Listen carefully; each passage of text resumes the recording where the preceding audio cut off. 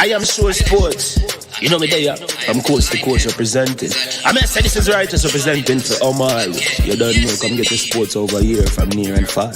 Boy.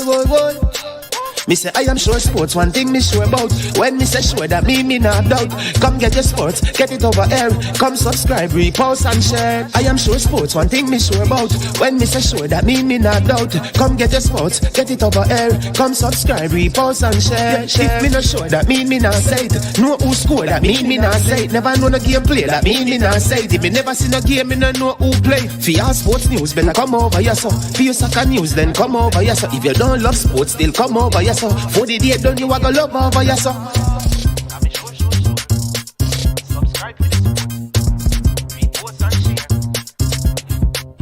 So when it comes on to behavior concerning football, Jamaica is decent. I am sure that if we can get all of these things done, set in place by the end of April, it gives us enough time before the World Cup campaign. Not afraid of no Brazil, no Argentina with these crapper players. We are good enough. Remember to like, subscribe, share. Listen, comment, let me know what your thoughts are. Trick Jerk Marinade gives your meats and vegetables authentic Jamaican jerk flavor. The spices are directly from Jamaica. Spices like jerk seasoning, allspice, Scotch bonnet pepper, fresh scallions, thyme, ginger, and garlic. The key ingredients to a great jerk marinade. 0% sugar and low in sodium. You want to try it?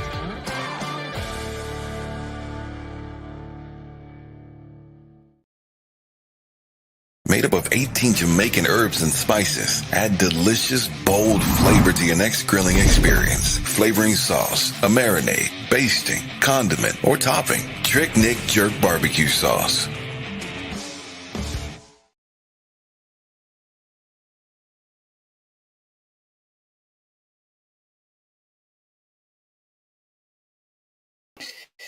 Yes. Good afternoon. Some of you may have been wondering, where is Manning's man? Yeah, man. Big up. Listen, we had several other things that we needed to have done today. So it is, with great regret, we apologize to you for the late start, right? Really always want to start at 11, but like I said, there are other things that demanded our attention that had to be taken care of so the program and the channel can flow and operate as a success, right? Because there are many behind the scene things that we have to do, people. Don't think it is just to come on and be a part of this. There are things outside of the show that must take place for the show to be the show. You know what I mean. So again, thank you so much for being a part of I Am Sure Sports. I am Manning's man. Of course, there is EPL action today, and we know that is important to many of you. So we want to make sure that we end in time so you can watch the games that are coming up in the EPL. We also want to say, listen, a couple of things. Tori Bowie, the American athlete, she passed away at 32, so condolences to her and her family. Should have raced along some of our top Jamaican athletes in her time in track and field. She's no longer with us. Young athlete, chocolate, slim, African American athlete, and very unfortunate at her passing at such a young age, being a top athlete and participated in Olympics and all of that. So I want to also, we must do this. We have to take time and give thanks and praise to the Most High God, the one who keeps us alive every day and every moment. We are very grateful for the life that we live and the life that we have. We are very grateful that we are alive in Him. We are not afraid to tell people that is in Him, the Creator, that we live and move and have our beings. Apart from Him, we are nothing, and there's nothing that is worth having outside of him. I'm telling you, it's all vanity. Like the wisest of them all said, that is King Solomon. He says, give me neither riches nor wealth, but give me, you understand me, a heart of understanding to lead your people well. The greatest challenge of mankind is it to seek wealth and riches, or is it to add value to changing people's life and changing this whole world? I think in all of us, you understand me, there is enough power, there is enough strength, there is enough goodness to change the world for the positive. So I want to challenge you to do that as you traverse throughout this life. Take time out to add value to people's life. You understand me? Make somebody's life better. Somebody's life better. Maybe your father, maybe your brother, a sister, a neighbor, a friend, and even your enemy. You understand me? Always seek to propel people to higher heights so that they can grow and maximize their full potential. It's never about us. It's about you or me individually. It's about all of us. For the world to be a better place, it's not one man. It's all of us working together for a better world. That's black, white, Chinese, Hispanic, Asian, wherever you are from, wherever you are, whatever your color is, your class, your creed. You understand me? Yeah, all of us must be a part of it. So bless up yourself to all of you, to all the persons who have joined already. I see Tennessee, Fresh God, Peso. You understand me? Big up yourself, Peso. You understand me? Fresh God up and running as usual. See Julian Lakeman also in the building. Jason, I see you, man. Brain Drain was missing. He was engineering a move for his client. Yeah, obviously. Brain Drain, we need to hear. We see the Ultra Cataract in the building. Brain Drain.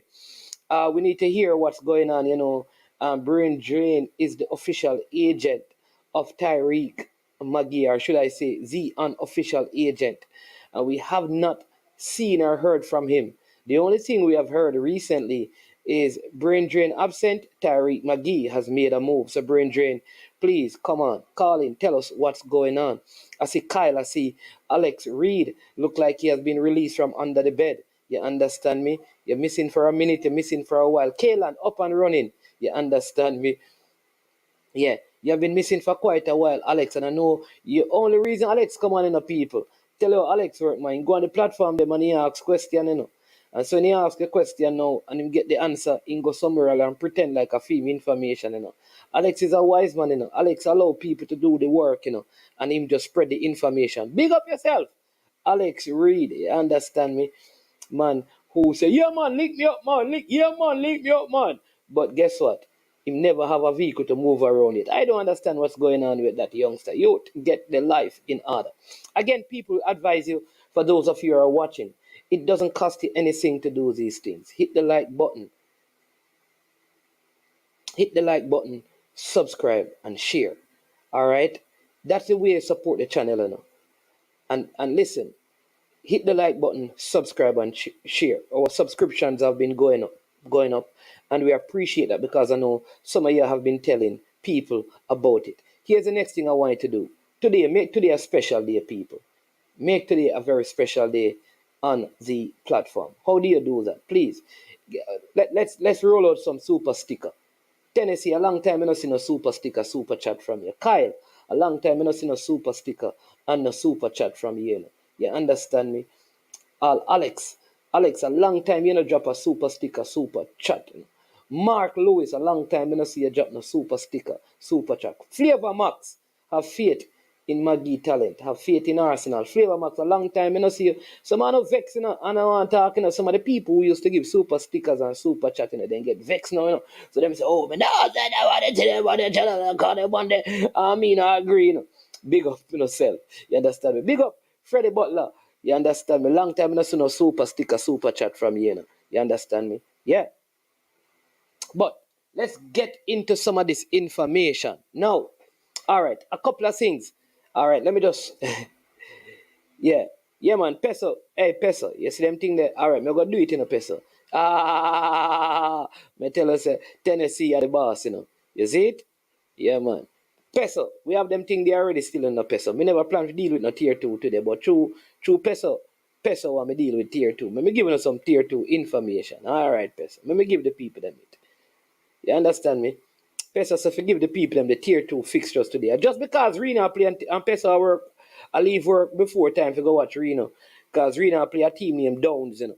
That is the only reason why I must say that, you know. So watch this now. So let me show you today's tier 2. And we have some breaking transfer news to share with you. Big transfer information out there. We have a lot of it. We have a couple of questions. All right. So Pesa them tier 2 information here, brother. We know you understand me. You know we things there. We know you understand me. So let me show you the tier 2 fixtures. Hey, military Guna, people, you know so me have a beat military Guna. Honestly, military Guna is a general. I do a lot of work. You see, military Guna now. Me have to talk to you. People, somebody shout military Guna for me. Military Guna, call me. Military Guna. You see a team of the week, brother. You have to do better. Yeah, military Guna. You have to do better with. You need to say this is military Guna team of the week based on the games that I watch. Most of the time, half of the man within your team of the week, not within the military Guna. I'm going to tell you that. One, you don't watch all the games. Two, just like me, you have a particular team where you support. Just like me, you have certain players where you like. And them players, they always make your team. Military Guna put all man in a team will lose game. And man will win game not in the team. Military Guna, call me. And when you put up the team, you must say JPL team of the week. You must say Military Guna JPL team of the week based on the games that I have watched. Hey, Military Guna, because you think no normal, you know. Because you see when you put the St. Lucian in there, the St. Lucian them say, boy, this is the official JPL team of the week that the St. Lucian player, they make it and all of them things there. When I don't really say it going on. So Military Guna, hey people, anybody, anybody, you know, hey, you spend time yes, me and Military Guna attack.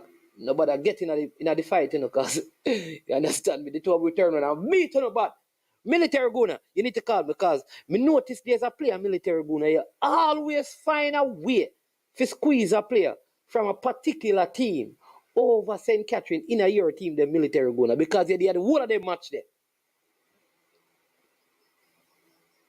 And me, I'm going to give you some players, Military Guna, where me know that me and you know so them players they deserve.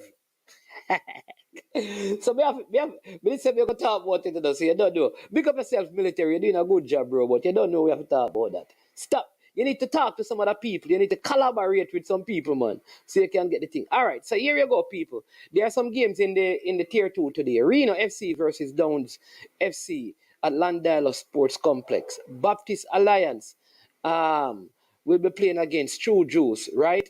At the Baptist Alliance field. All right, Treasure Beach will be going up against Lime Hall down at Treasure Beach. Brownstone FC will be playing Medforest at Draxall. Falmouth United will be playing Racing, right?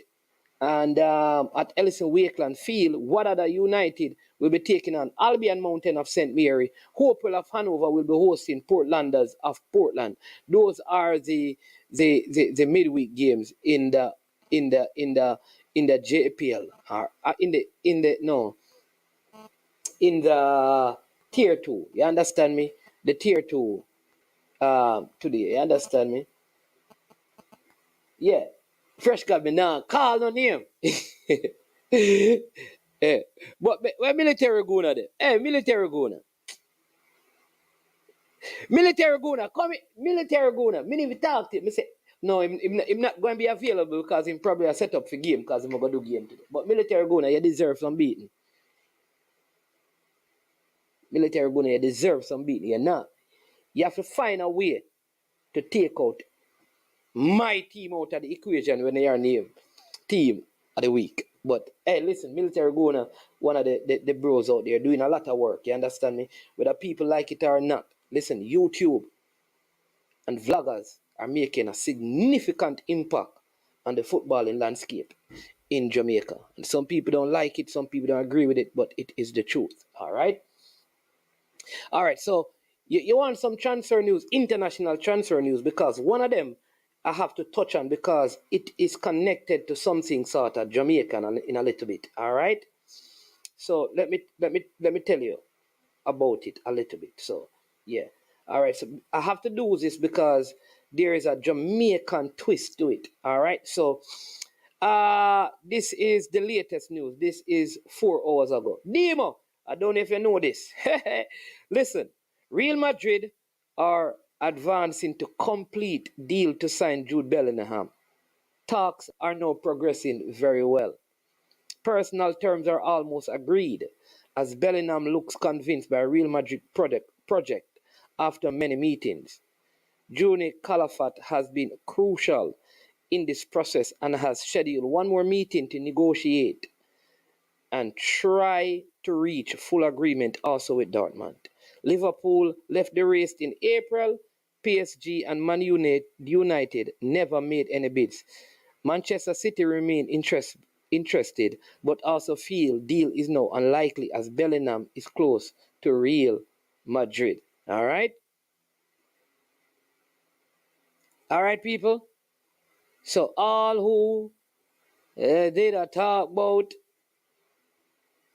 the man I go play for Liverpool and for Manchester.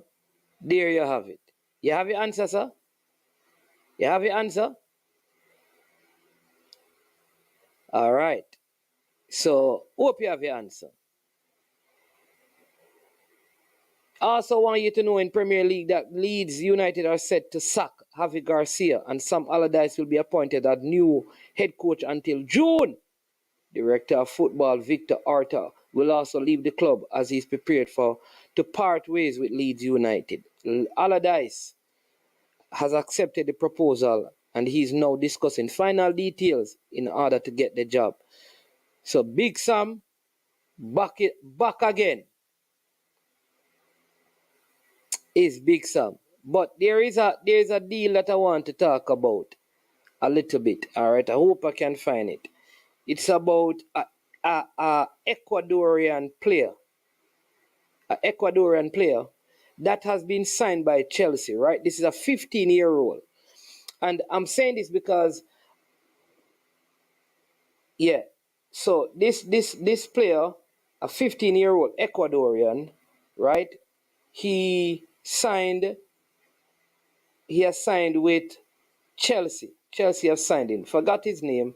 Alex Matos is his name. Alex Matos, right? He's well, let me give you this one. So this is Alex Matos, born in 2004. Matos joined from Norwich and free transfer with Adams, part of Jim Fraser's project pushing for signing top 21. So Chelsea continue to sign a lot of players. All right. Now,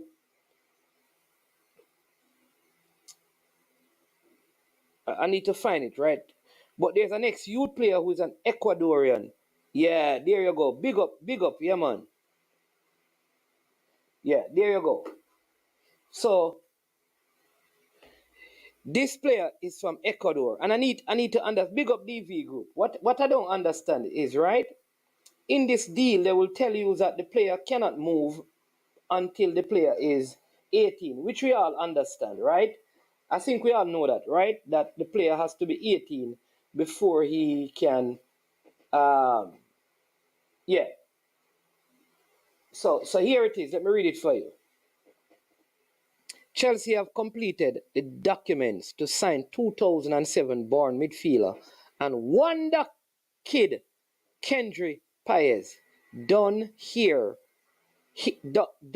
and here we go, confirmed, Fabrizio Romano favorite thing. Born in 2007, Kendra is one of the best talents in South America and he's already playing with U17 Ecuadorian team despite being 15 years old. I want you to listen to this. Many clubs wanted him, but long-term contract has been signed with Chelsea, waiting on club statement soon. Watch this. Kendra will join Chelsea in 2025 when he will turn 18 due to FIFA rules. The deal is 100% complete. Independiente del Valle could receive up to 20 million fee depending on add-ons. It's record package for Ecuadorian football, but it will depend on Kendra performance in European football, and they say good luck. Now, why do I bring up this? I want to find out, like, based on this, right? You see how clear this is? Why we haven't heard what is the amount that Whisper was transferred for? Anyone know to Chelsea? This is a 15-year-old that they could make up to $20 million. What is the amount for Dujan Whisper Richards? Was that ever made clear, like what the deal is worth, including possible add-ons and those things? Because this player is not joining until 2025. Dujan is supposed to be joining them in the summer, I believe, right? So that's what I want to find out. Like, what is the fee? Why when a lot of the local players get transferred, we don't see stuff like this outlining what the fees are like? Or is it because of the taxation stuff? I don't know. Why when Jamaican players get transferred, we don't normally hear the fees. Is it free? Is it an loan? Most thing we hear is that, well, it's a loan with sell-on. We don't know.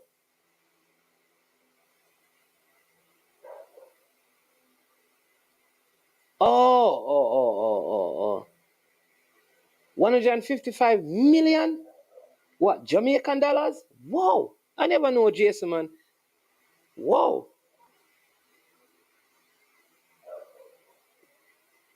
Whoa, that's a lot. Let me calculate and see how much. What?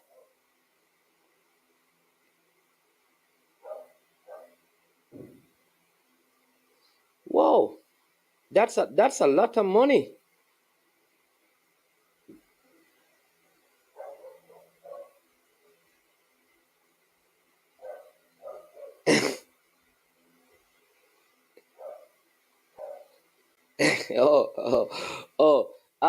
Yeah, man. Man, Kendra is a wonder kid, and all his information is out there for the world to see. Yeah, apparently because he's 15 and playing U17 for Ecuador. Ecuador, you know that there's a club in Ecuador that even Astopien and big midfielder at Brighton, Caicedo. A lot of those players from Ecuador, they come through that club. They buy the best, they get the best talent, rich guy, and he builds them and sell them off to Europe. Yeah. Okay. So it's under a million. It's under a million euros. So basically, Jason Whisper was sold for under €1 million.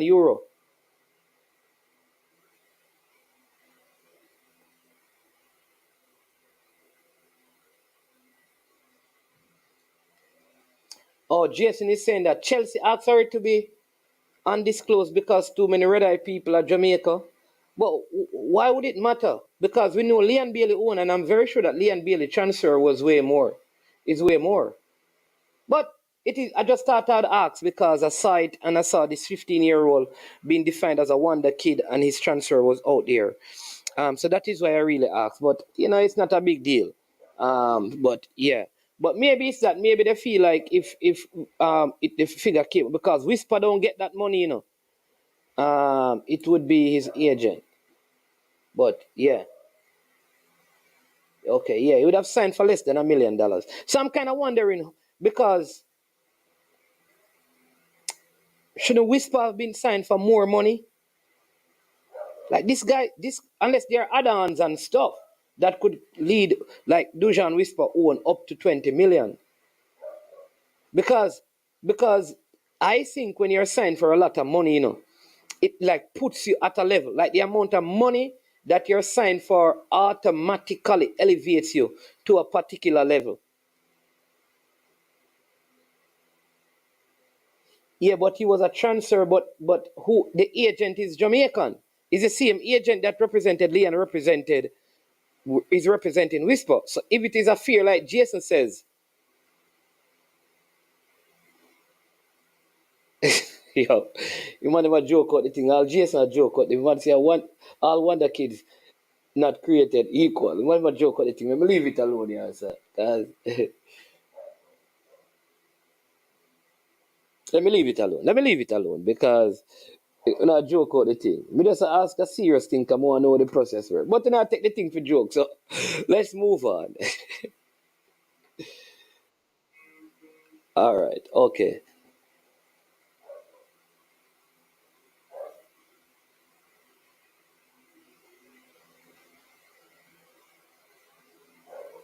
Okay. I see.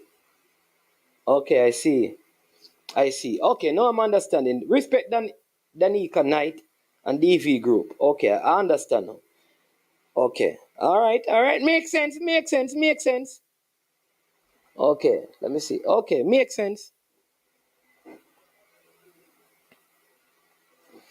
All right. So let's see because I just got a clip here. Um.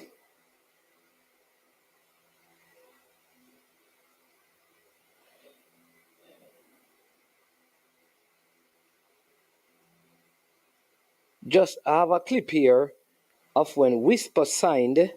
Let's see if we can get it. Or when the deal was announced by Fabrizio Romano. See if we can.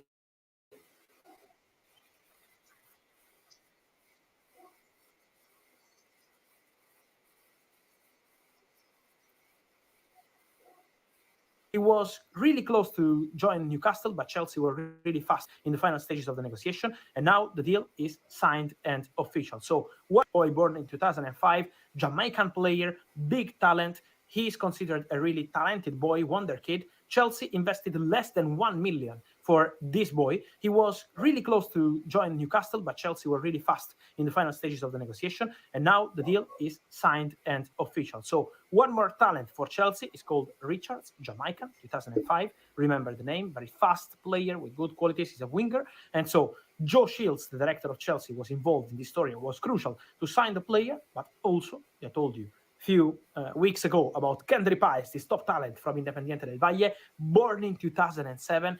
Guys, this boy will be a Chelsea player very soon. The agreement is imminent. They're working on the final details of the deal, but Kendra Paez will play for Chelsea once he will turn 18. The same for Richards, this Jamaican player, Whisper Richards. And so Chelsea continue their young talents project. And so All right, so there you go. So Whisper was actually signed for a little below a million pounds. Fabricio, no, Fabi Frenos, no man, sorry, I didn't get one. I don't know, man. I thought I sent it out. Yeah. Oh, yeah, Jason, man. Jason, you need to come and tell me a little bit about this player. Said that he has first team experience. Are you saying that he has played for the Ecuadorian national team already at 15 years old? Really? Yo, that's a big, big deal. If he has already played at 15, you're saying that more than you're sure? Like a 15-year-old can represent a national team? Marlon, make sure you're sure on that, you know.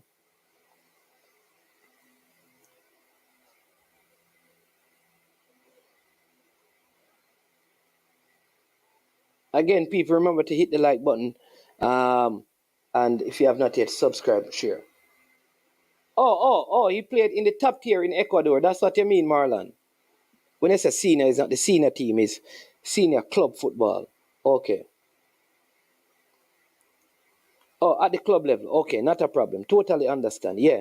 But so you see he just spoke about both of them. So it looks like, yeah. Whoa. I don't think 15 years old can play for national teams. Isn't there a FIFA rule against that? I don't think 15-year-olds can play. 15-year-olds can play for national team.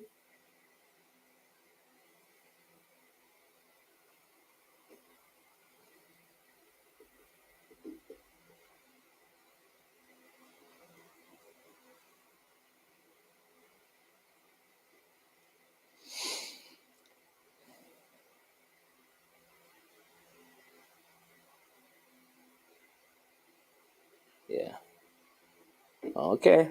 We need to check the FIFA rule. Can a 15-year-old play international football? Meaning international senior football. Has a 15-year-old ever done that? Not even Pele or Messi, you know. Pele or Messi don't play international football at them age, you know. If a guy if a youth now can do that, you know, brethren, that's a phenomenon. Yeah.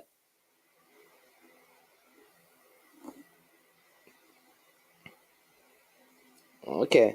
All right. Now, you also heard about this player called Lamont Rochester. I think his name is. He was part, he played for Cavaliers. He's a player from out of Manchester. This is on transfer stuff, so let's go to it as well. Because we're going to touch on the Magee thing, right? So Lamont Rochester, as you know, he signed with Chicago Fire, the Next Pro, which is the team below the MLS team. That is the level that is above the USL Championship. So you have the MLS, MLS Next, USL Championship, and the USL One. That is like the four highest tier in American football. So he's really signed even above where Magee and Blake and those guys have signed to. All right. Yeah, skill code played at 15, but it wasn't like a lot of the games that Jamaica played or skill code played for Jamaica. They weren't really official like international games. They were like more like invitational games. So Lamont Rochester is his name. He played in the last under 17 tournament. All right. And under 20 tournament he played in, right? The under 20 tournament. Yeah, he Cavalier player, but also played at Manchester, from Manchester.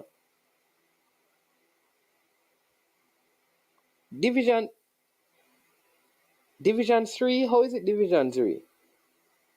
U20.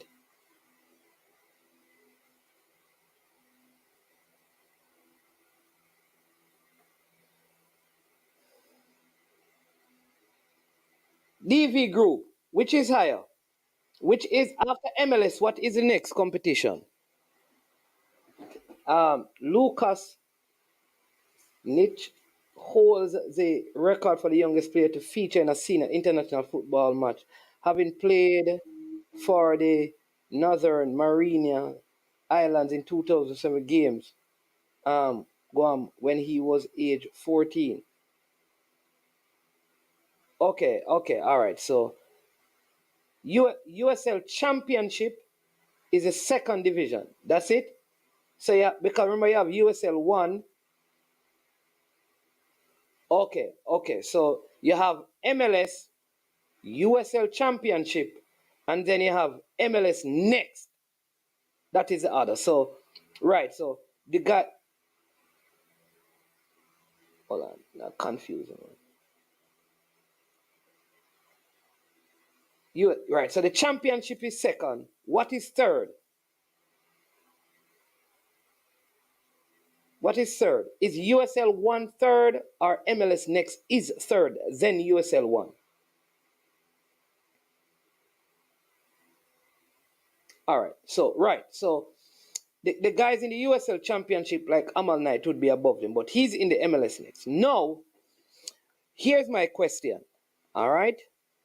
So, this player, from my sources, this is not a Cavaliers.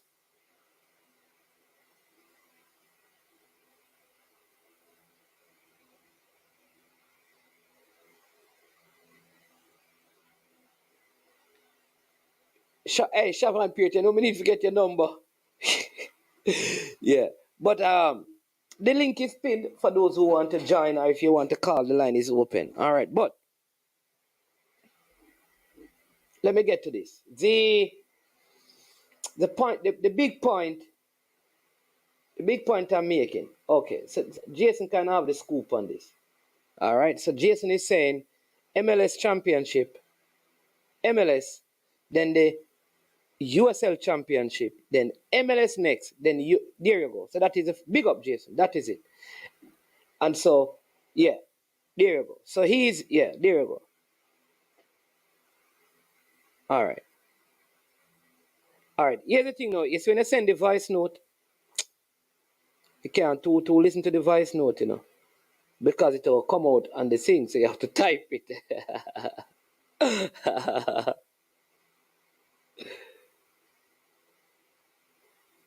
Yeah. If you send the voice note, I'm gonna play the voice note. The people them going to hear what you say. I'm sure you know want that. So my understanding is that. All right, we have a caller. Let's take the caller. Welcome to the show, man called Fabi Frano. Yo, man. Yeah, man. Yeah, man. I drive, man. I don't want the police give me no fine in idea. So you're up on Let the me phone. not type. So you're up on the phone. I don't know, sir. Because I don't work. I don't want to say much. I hear them, that's why I never want card. We have players, man, who can actually play 15 for real. As long as they have parent consent and club consent, they can actually play. We have players here who played a couple of years ago in the Nations League versus Haiti. And this was the Haiti team that went to the Gold Cup, played against Bermuda, who actually went to the Gold Cup that same year too, and also played against Dominica. 15-year-olds. At 15, yeah. For the senior team. At 15. For the senior team, no joke. I tell you the truth. I was there because I was on the sideline, so I can tell you. At 15. Wow. Isn't it? That same player is actually playing now in college in the States. Okay. He's part of the senior team too, so he's going to play. He's now going to play in the Gold Cup Premier versus French Guyana. Okay. Yeah, man. So it is possible, man. It's actually happened quite some time now. Isn't me? Okay. So it is possible. As long as you have the parents' consent, a then there is 15-year-old no problem. Play. All right then. All right. 15-year-old can play. Yeah, man. Yeah, man. All right. Respect. Come off the phone, so I'm the police. Yeah.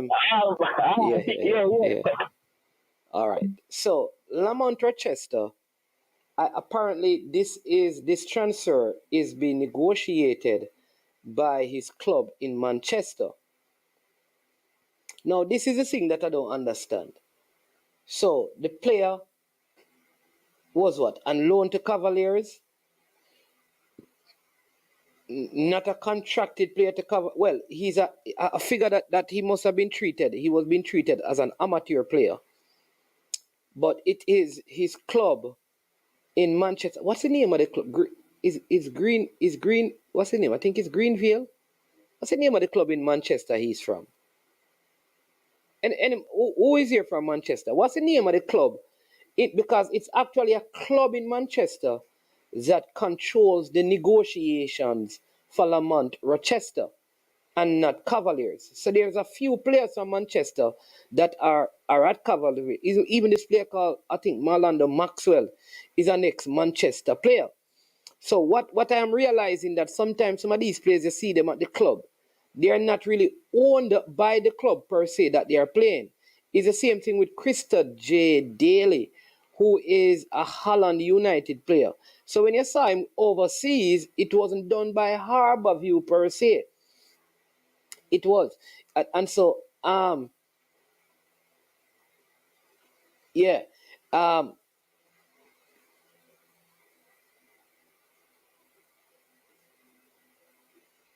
Yeah, man, he went to college. Yeah, but he's at, what I'm saying though, but it was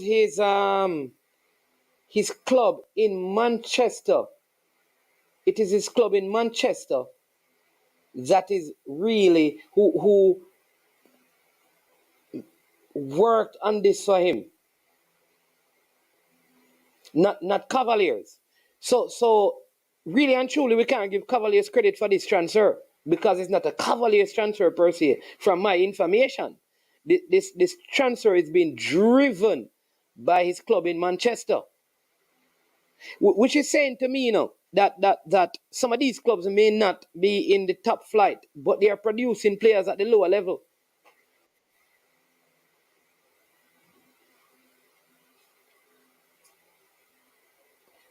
Leader, you're wrong on this, leader. I'm not asking you, leader, I'm telling you. Leader, you're guessing. He's not owned by Cavaliers. Leader. He's not owned by Cavaliers. Leader.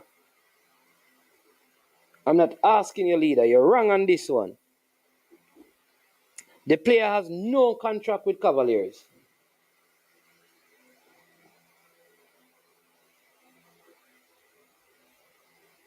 He's not a Cavaliers player.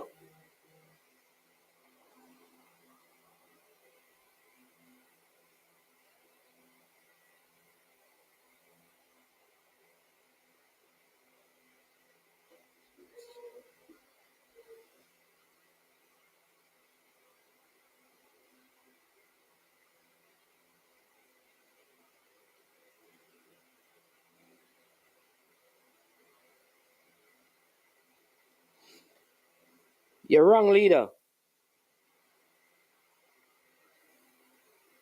Anybody from Manchester here?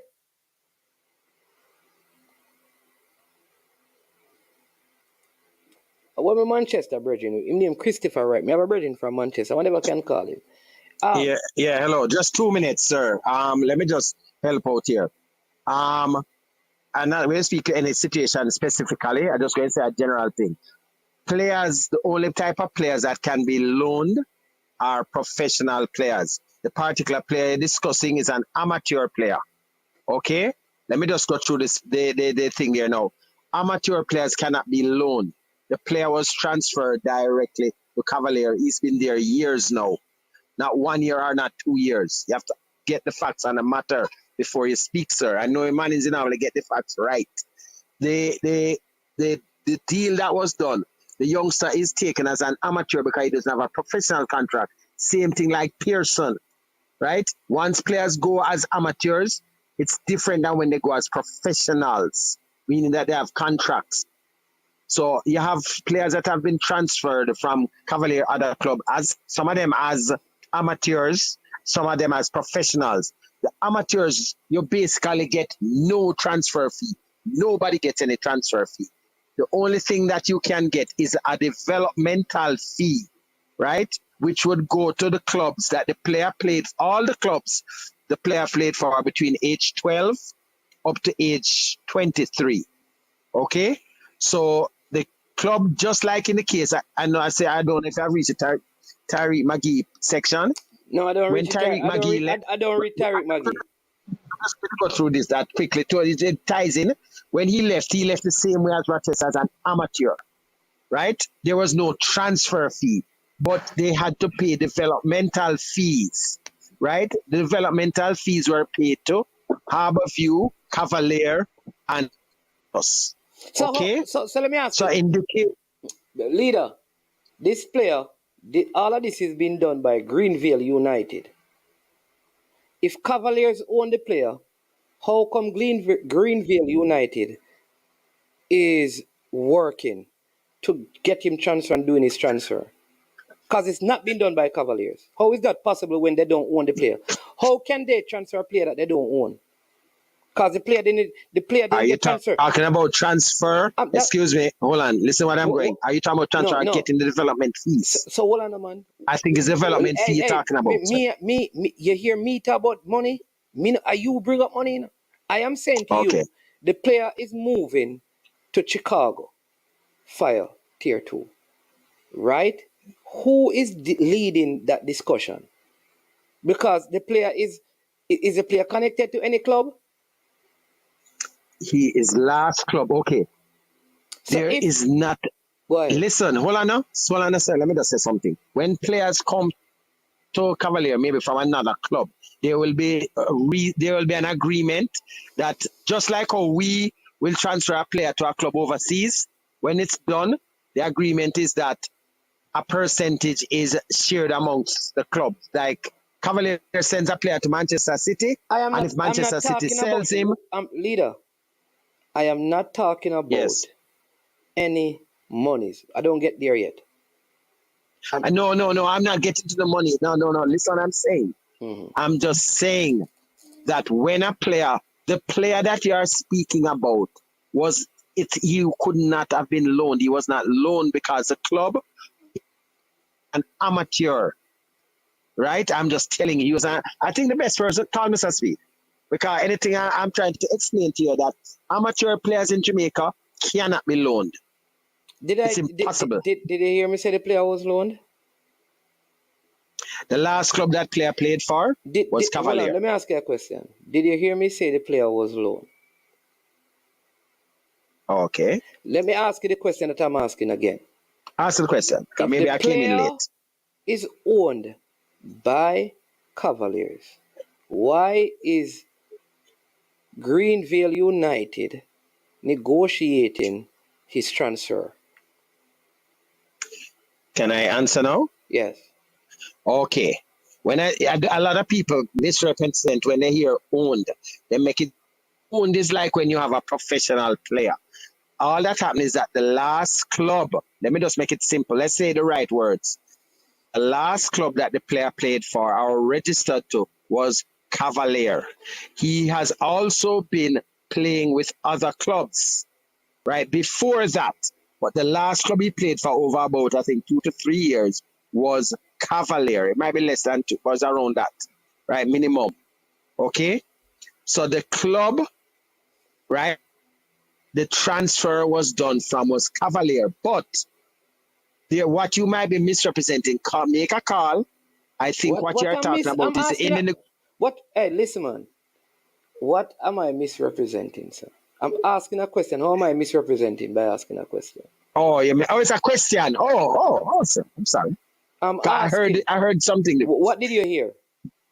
Okay, I heard like you're saying that the player was owned by a club in Manchester, and that's why I call it. So the player, wrong. That's why I say call. The player wasn't owned by Greenville. He played for Greenville. But he's played for Greenville. So he was never owned by. He's not owned by any club. He's an amateur. Oh, okay. Oh, so you're not understanding in a man. Okay. So no. He's an amateur. Listen. The last club he played for as an amateur was Cavalier. Leader. You see, when you're on the program and I say, hold on, don't try to talk over me. I will hang up the call. I will mute you. Just let me finish. So, when you were on the program a few weeks ago, saying that the players were owned by Cavaliers who were amateur, you were wrong then. It is a wrong use of word. No. Which players are you speaking about? The players are going back to something that... No, man. Let's hear the question. You said no... I think I remember where you're going to go. You said just a while ago that no amateur player can be owned by a club. So when you were... Not in the strict sense. That's something we can't discuss with you, because you see, every time people discuss something, you add a next spin to it. So let me say, when you were on the program, right, and you said the players at Mount Pleasant were owned by Cavaliers, all I'm asking you, was that a wrong use of word? Given what you just said.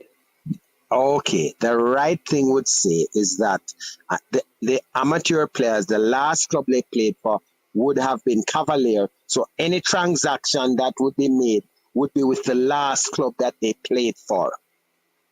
Right? That would be their parent club, the last club they played for. So what does parent club mean? That means that they belong to that club. So what is the difference between the word belong and own? Okay, hold on. Oh no, belong. Listen now. That player can actually go anywhere they want, and they can be transferred without any problem, because all that happens is that they need an ITC, right? And they can move. No club can hold them. When they have a contract now, you have to negotiate with the club for the release of the player. So let me understand. What is the difference between you belong to me and this? I own you. I can stop you from being transferred. So you have to come to an agreement with me. No, if I own the player. Meaning that the players are contract. Okay, professional players are owned by the club. So meaning that they have a contract for the length of service that they play. Just like, it's not even in Jamaica, it's a worldwide phenomenon. Nothing new. But amateur players, like in the case of a particular youngster that is looking to go to Chelsea from Jamaica, owned. All right, he doesn't belong. He's amateur. There's no fee, nothing. He's free. The club's free. But when they are actually professionals, there has to be a negotiation with the club for a release. There doesn't have to be any fee, but they have to negotiate. If they are not contracted, all that they need to do is get an international transfer certificate. So like the little 15-year-old from Ecuador. Woy. Yeah, man. Him can All just, right. yeah, like Oh, that. hold on. No. He is the 15-year-old from Ecuador has a contract, sir. I know you're going to come with that one. As somebody has discussed it today, you are eligible. Hold on. Yeah. Go on. You alone talk, leader. No, man, you alone talk. No, man, go. No, leader, I'm done. You alone talk, and when you finish, you just let me know. Go ahead. I'm finished, sir. I just make a point. Then no, man. If you finish, then that is it, then, man. You're not going to make okay, let me just say, the players, they don't have to be 18 to sign professional contracts in their domain where they live. Meaning that a player in Antigua, a player in Jamaica, a player in Ecuador, a player in Colombia, they can sign professional contracts depending on the law of the land. In Jamaica here, youngsters, I think by age 15, by the law, they can legally work certain amount of hours for the week. So legally, a 15-year-old can have a contract with a club, meaning that they are a professional player at 15 in Jamaica. I don't know what it is, other jurisdictions, but it's different. But when they have that contract within the country, they still cannot move to go outside their jurisdiction until they are 18. I don't know if you understand. You get that, right? So that's the only problem. It's not many players in Jamaica here have contracts until they are maybe 19, 20. Almost none. Okay? I don't have any that within my club that would have, been under the age and have a contract, right? Been 19, 20 once they finish school. Because you don't do that. Because once they have a contract, they cannot play schoolboy football. Right? So players generally don't sign contracts until they have finished with school. Okay? So that's how it works there. But they can legally be employed, though. If a youngster decides that he's finished with school, he can legally sign a professional contract once he is past 15 in Jamaica with his parents co-signing, but it can only be for 3 years. So he can sign let me just get to my point. So Cavaliers is presently, so Lamonth Rochester, like Marlon says, the player leave from college to go to Chicago Fire. He didn't transfer from a club. He's coming from the school system. Yes. Okay. So there's no money for Cavaliers then? There was never going to be any money. The only money would be a developmental fee. So the developmental fee is for Cavaliers? And any other club that he played for at any period from 12 Here's what I'm asking you. But it must go somewhere. Doesn't it go? It goes to the JFF and it's allocated to the clubs that he played for. Okay. So Cavaliers get the lion's share of that because he's leaving from Cavaliers to college? No. Okay, let me explain. No. How it works is that there are increments. I don't have it in front of me, right? But the increments basically from age 12, like it's a 1%, age 2, maybe 2.5. This is just rough in my head. It's not very accurate. Age, say, 15, it's 3%. It goes up in increments. It obviously gets higher the older the player gets. So if he played for, say, Greenville between 12 to 17, they would get the various percentages added up and they would get that part of the developmental fee. Then now playing for Cavalier for say 17 up to 18, they would get that. So it just depends on how much. It's something that's set with FIFA. I can send you the No, I don't need anything from you. So that is how that basically goes. Oh. Okay. Okay, sir. But you can call. I don't need to call. One thing. You see, I let you talk, because you don't listen when nobody talk, You just talk, Remember, make it talk, Because we're not going to have a conversation. You just going to talk. Okay, you're not going to listen. You never hear the discussion. You just jump on, and you're not listen to the question. You're not answer no question. You give be explanation. That's my point. You're not listening. You said that there's a difference between being owned and belonging to the club. So you're saying that an amateur player cannot be owned by any club? Right. They are free to move at any time. All right. However, a few weeks ago, you said that the players, the youth players at a club in St. Anne were owned by Cavaliers. I simply ask you, if that was a misuse of word and you spoke for almost 12 minutes without saying yes or no. That's all I ask you when you came on. And you still have not answered it. Okay, let me answer. And we have to put it back in quick context. When you had asked that question about I kept mentioning that players, right, at the particular time, same time, even now, they would have to be transferred within a transfer window, which is there 2 times for the year. Once they were not transferred within that, they can't transfer again because they are owned. Basically, they are still with that club. That's their club. They can't move on Just use the word until the again. next transfer window. Follow me. You just use the word own. My question is, since today you said amateur players cannot be owned, when you used the word owned previously, 2 weeks ago, was it the wrong use of word? Yes or no? It's not an open-ended question. Okay, yes, it would have been the wrong use. That's the only thing. But I make it. Go ahead. I make it clear that what we were speaking about was that there was a specific time when they can move twice a year. But so once they are not moved, I'm not discussing right. that. We're talking about belonging to and ownership. And you said there are 2 different things. You can belong, right. but you cannot be owned. Mm.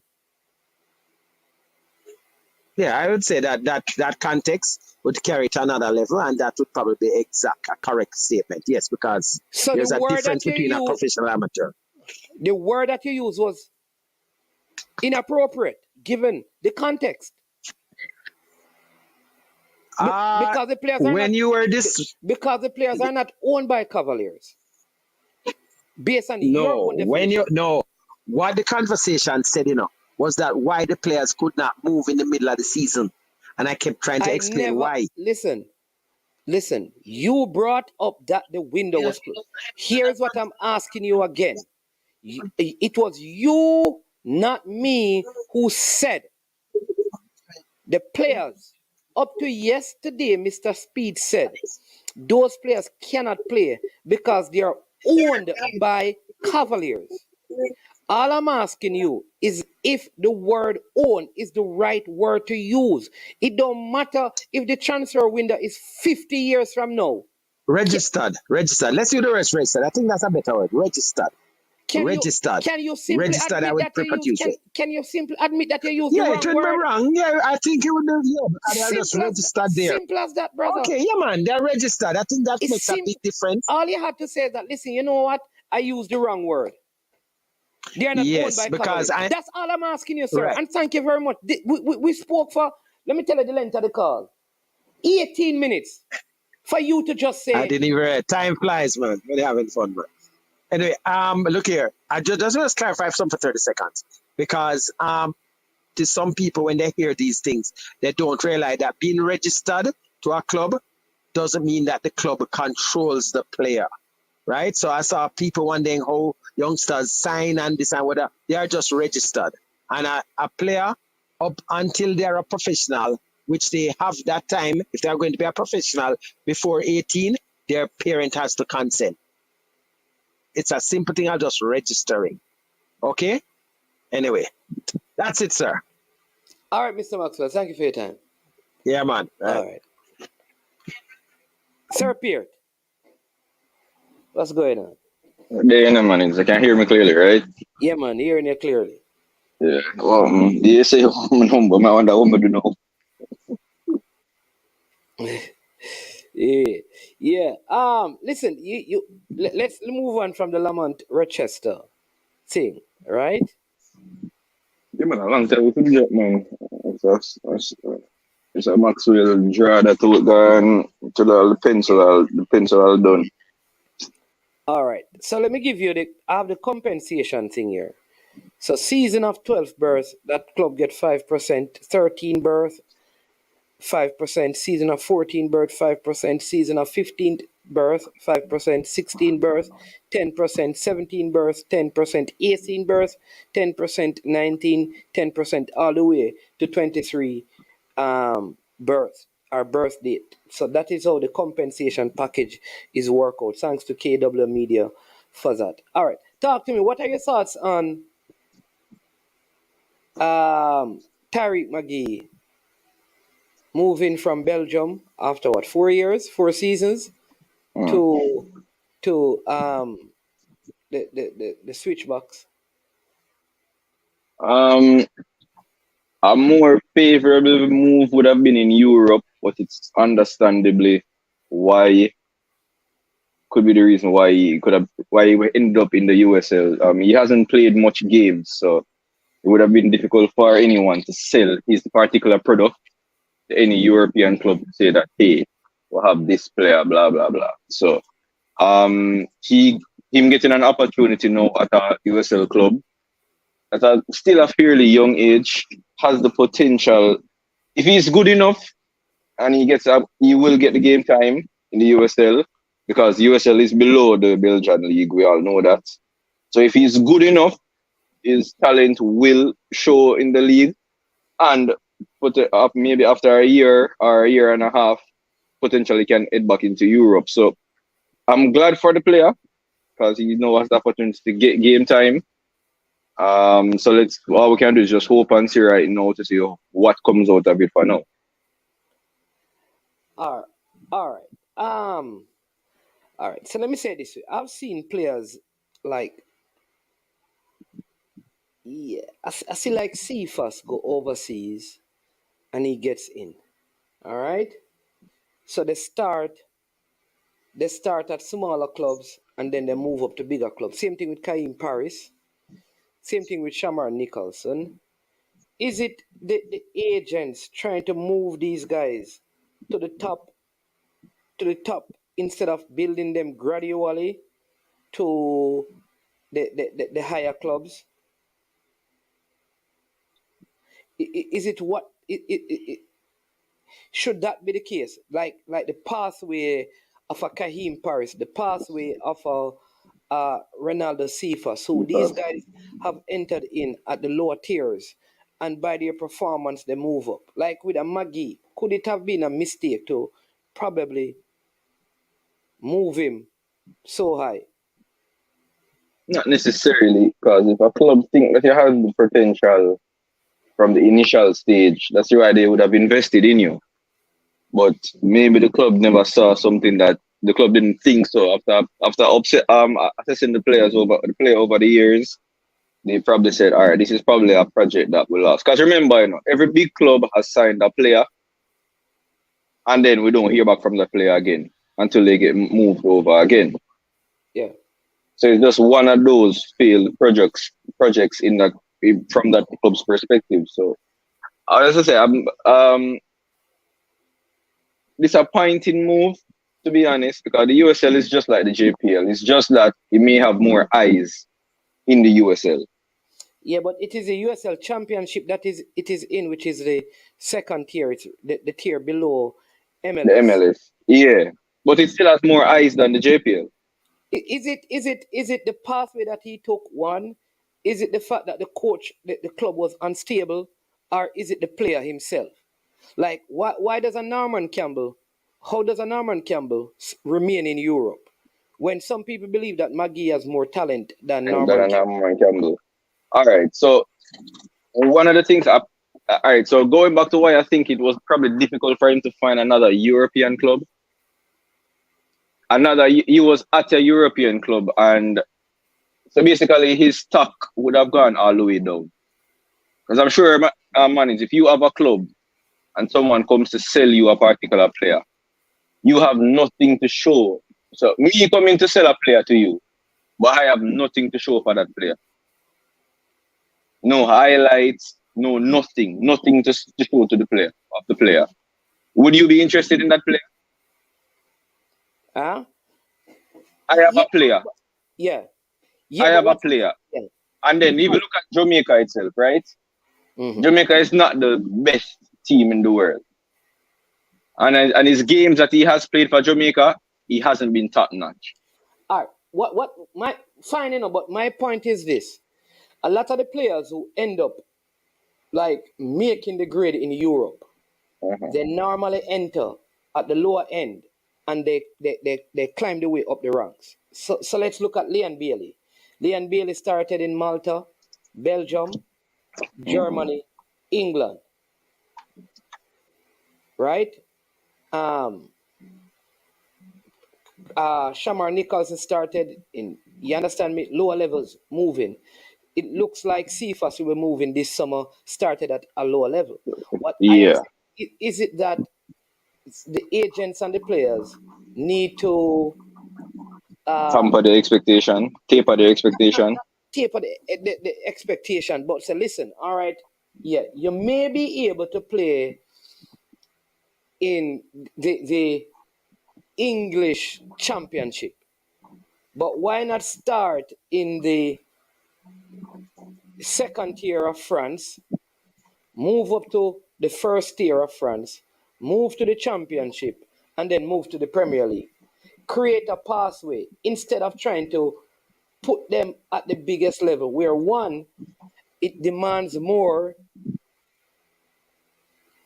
right? It demands more, and failure, or if you're not consistently good at the highest level, it is exactly what happened to Magee is going to happen to you.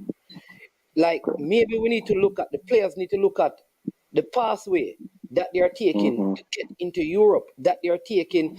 Even this guy from Cavaliers, Kenroy Campbell, I think his name is.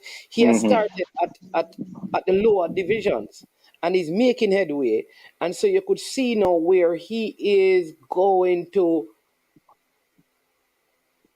you know, probably move to a next level and then move to a next level. Kenroy Campbell. So I am wondering if it is what ought to be blamed. Is it the pathway, the player, the agent, are the club that they end up in? Because how many players could look at Chelsea, for example? Chelsea is a good example. I think Modric is a good player, but you have been since he has been to Chelsea, he has changed a couple of coaches.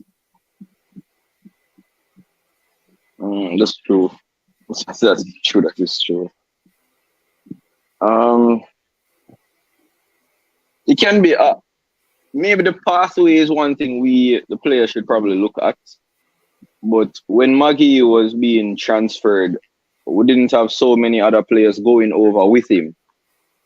A lot of the players they were recently transferred over. So we can't really the path. Maybe if he had started out at a lower level European league, it would have been beneficial for him. But remember, Bowser basically took the same step as him. No, Bowser No, never started off in no, Bowser started off lower, yeah. yeah. Lower Europe, yeah. Duncan McKenzie, all of these guys who have had longest, in other words, all of these guys from Duncan McKenzie to Kenroy Campbell to Norman Campbell to Kaheem Paris, all of these guys have had more playing opportunity than Magee has. A lot of them, like, just to have more games is important. And I think the reason why his whole thing was so difficult is when you're at a club like that, you have to be ready. Like you didn't go in to get prepared. You were brought in because you're supposed to be ready. And I'm wondering if that is more a failure of the agent. Agents. Great, that is a greater portion. There is still a little bit of thing with the player because he has admitted some of those things. But the agent didn't do due diligence. The player needed to develop, and the club went through several transitions, and it just never worked out good. No, that happened. I think this is probably the best thing for him. I think being out of Europe is is not a bad thing. I think though that it should have been done a year and a half ago and not now. Yeah, I yeah, think that's what at I agree with. 24, I think at 24, he's going to have to do a year and a half, which is 25, 26. Somebody was speaking about Izzy at Crystal Palace. But you can't use those guys because those guys are now at Crystal Palace at a younger age than Magee. So they're missing and skipping club. You can't get to 24, 25 and trying to break back into the top flight of Europe. You have to be exceptional. And is there any pathway to take you directly from the USL to those places? I don't know. But I would want to believe that it is not just work ethic that is causing some of these issues.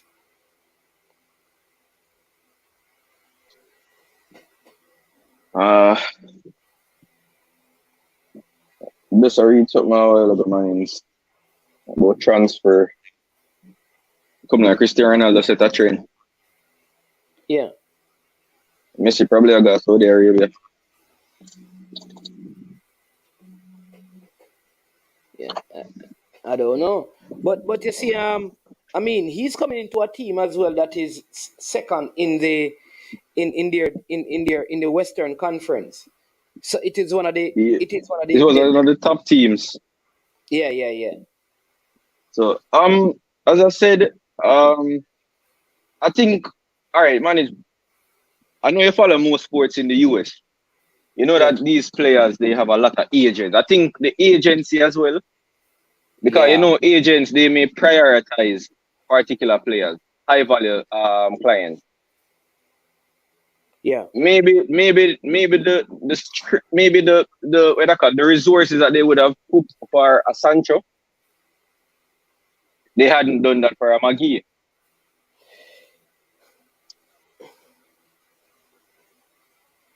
No man. All right. Hold on. Let me deal with this, Chevron, because this person is telling me about Izzy. What Izzy and Magee cannot be compared. The example is very, very different. I will take that he did have a lot of move. He's 24 years old now. All right? But look how long he has been at Crystal Palace playing. You have to look at that too. How many seasons? He joined Crystal Palace in 2020 when he was 21. So I don't think we can compare him with Magee. It's a completely different situation. Magee is not coming into English Premier League at this age. He's going back. Izzy was going up. Magee is reverse, basically. Yeah, drop back. Yeah, Tennessee, what say you? Is it the player attitude? Is it the poor work by the management? Is it the instability of the club they go to? Or is it the pathway? The pathway needs to be better. What say you, Tennessee? You know, when I look on money, me always watch it. Like, could it be like we as Jamaicans, we watch like moments in a game? All right, it's a Magee now. You would classify him as a talented player in terms of Jamaica football because that's the only thing where we can judge him by money cup. The kind of play no real club football. You want me to be honest with you? Huh? You want me to be honest with you? I don't like players like Magee and Alex Marshall. I don't like those. Unless you're Andy Williams or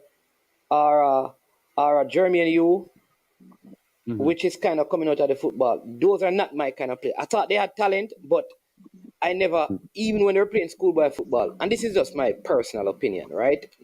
Probably cool you them, but they're not my kind of players. Yeah, let me just be honest and upfront. Like Alex Marshall, Tyreek Magee, they're not the kind of player that we say, yo. When I see those kind of talents, even the same thing with, I feel the same way about Peter Lee Vassell. I think it's a lot of skill at schoolboy level, but them not really. I don't know. That's me personally. I mean, Yeah, but because when I say, like, maybe we just watch, like, maybe Magee might be 3-4 players, or maybe he can do 3 times a game. But the rest of 90 minutes, the rest of, like, maybe 70 minutes, you know, play no part in that game. So maybe as we as Jamaican, we call them the star baller because we only watch, like, maybe moment when he beat somebody in, like, some dribble and anything there. And we say skillful and really. But maybe when you got Europe, they will look at something completely different. yeah. You understand? Like, then I will put you on the field because you beat a man or you dribble, maybe beat 4 or 5 man or you pile a man or anything there. They might look at something complete. They might look for your work rate in that game. So they was 90 minutes. And maybe, I feel like maybe maybe come back to coaching at Jamaica. And I know people at Jamaica retire people, national and all kind of name. And maybe that kind of make you feel like you reach a particular place. And when you got Europe now, maybe you see even younger kids than you, maybe even 15, 16-year-old, I run past you in a game. And maybe them, I get a start in a game and you not play. You understand? So I believe there's money. I believe I'm more like kind of culture football or we develop our players. Me don't feel like we have something to do with that. I feel like we start the players them, start hype of the players them too early, and maybe tell them certain things, and then believe it,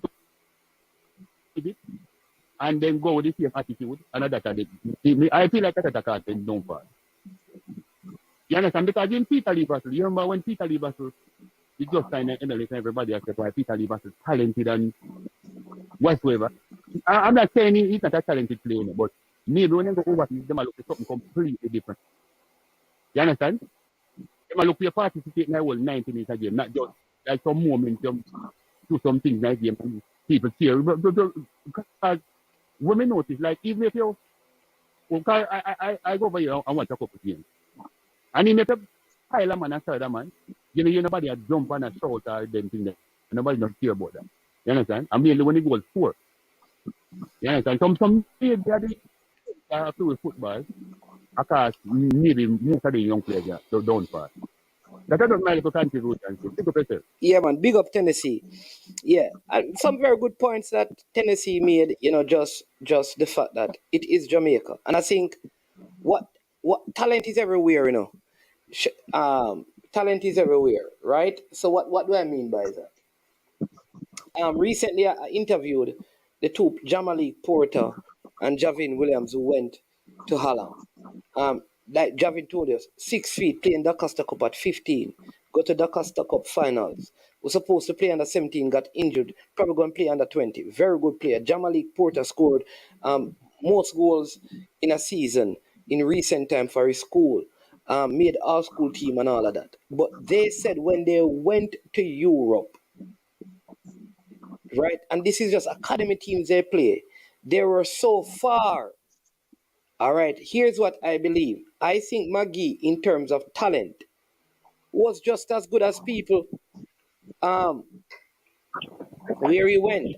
But the other intangibles were lacking in his game, and they were so far apart that I again believe that if he took the pathway of, let's go from a lower club to a higher club, he would have reached way, way further.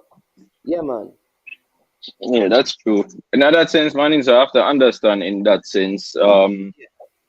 Because as I said, if he had gone to as I said, a lower team, a lower club, then maybe because the Belgian league is a very competitive league, highly competitive league, and it does spew out the best talented players across Europe. They are one of the best developmental leagues in Europe. So him possibly not being developed properly, it would have made his chances difficult. Because as I said, when I watch some of the players play, even for the national team, you can see some basic fundamentals are missing. And in those cultures, if you don't have the fundamentals, they're not going to work with you. And that's something that you should have known from a younger age. So maybe that's what's affecting him mainly. Yeah. All right, we have a call online. Caller, go ahead and then we'll take Marlon. Welcome to the show, Marlon. Caller, welcome. Yeah, man, blessings, my boy. Yeah, man. About the whole Tyreek situation, because I've been following him for some time. The first time I watched him play was under 20 for Jamaica versus Mexico. I mean, I watched him also versus Grenada when they draw 1-1. I think he had Topia and those guys at the time. And really and truly, at the time, a lot of persons see him as a top player in the same under 20. Because when you listen to the Mexicans, when they talk about him, everybody was saying marking the number 10, because he was exceptional. Now, I think the Belgian top team, they bought him of what he can become, because he was never the finished guy.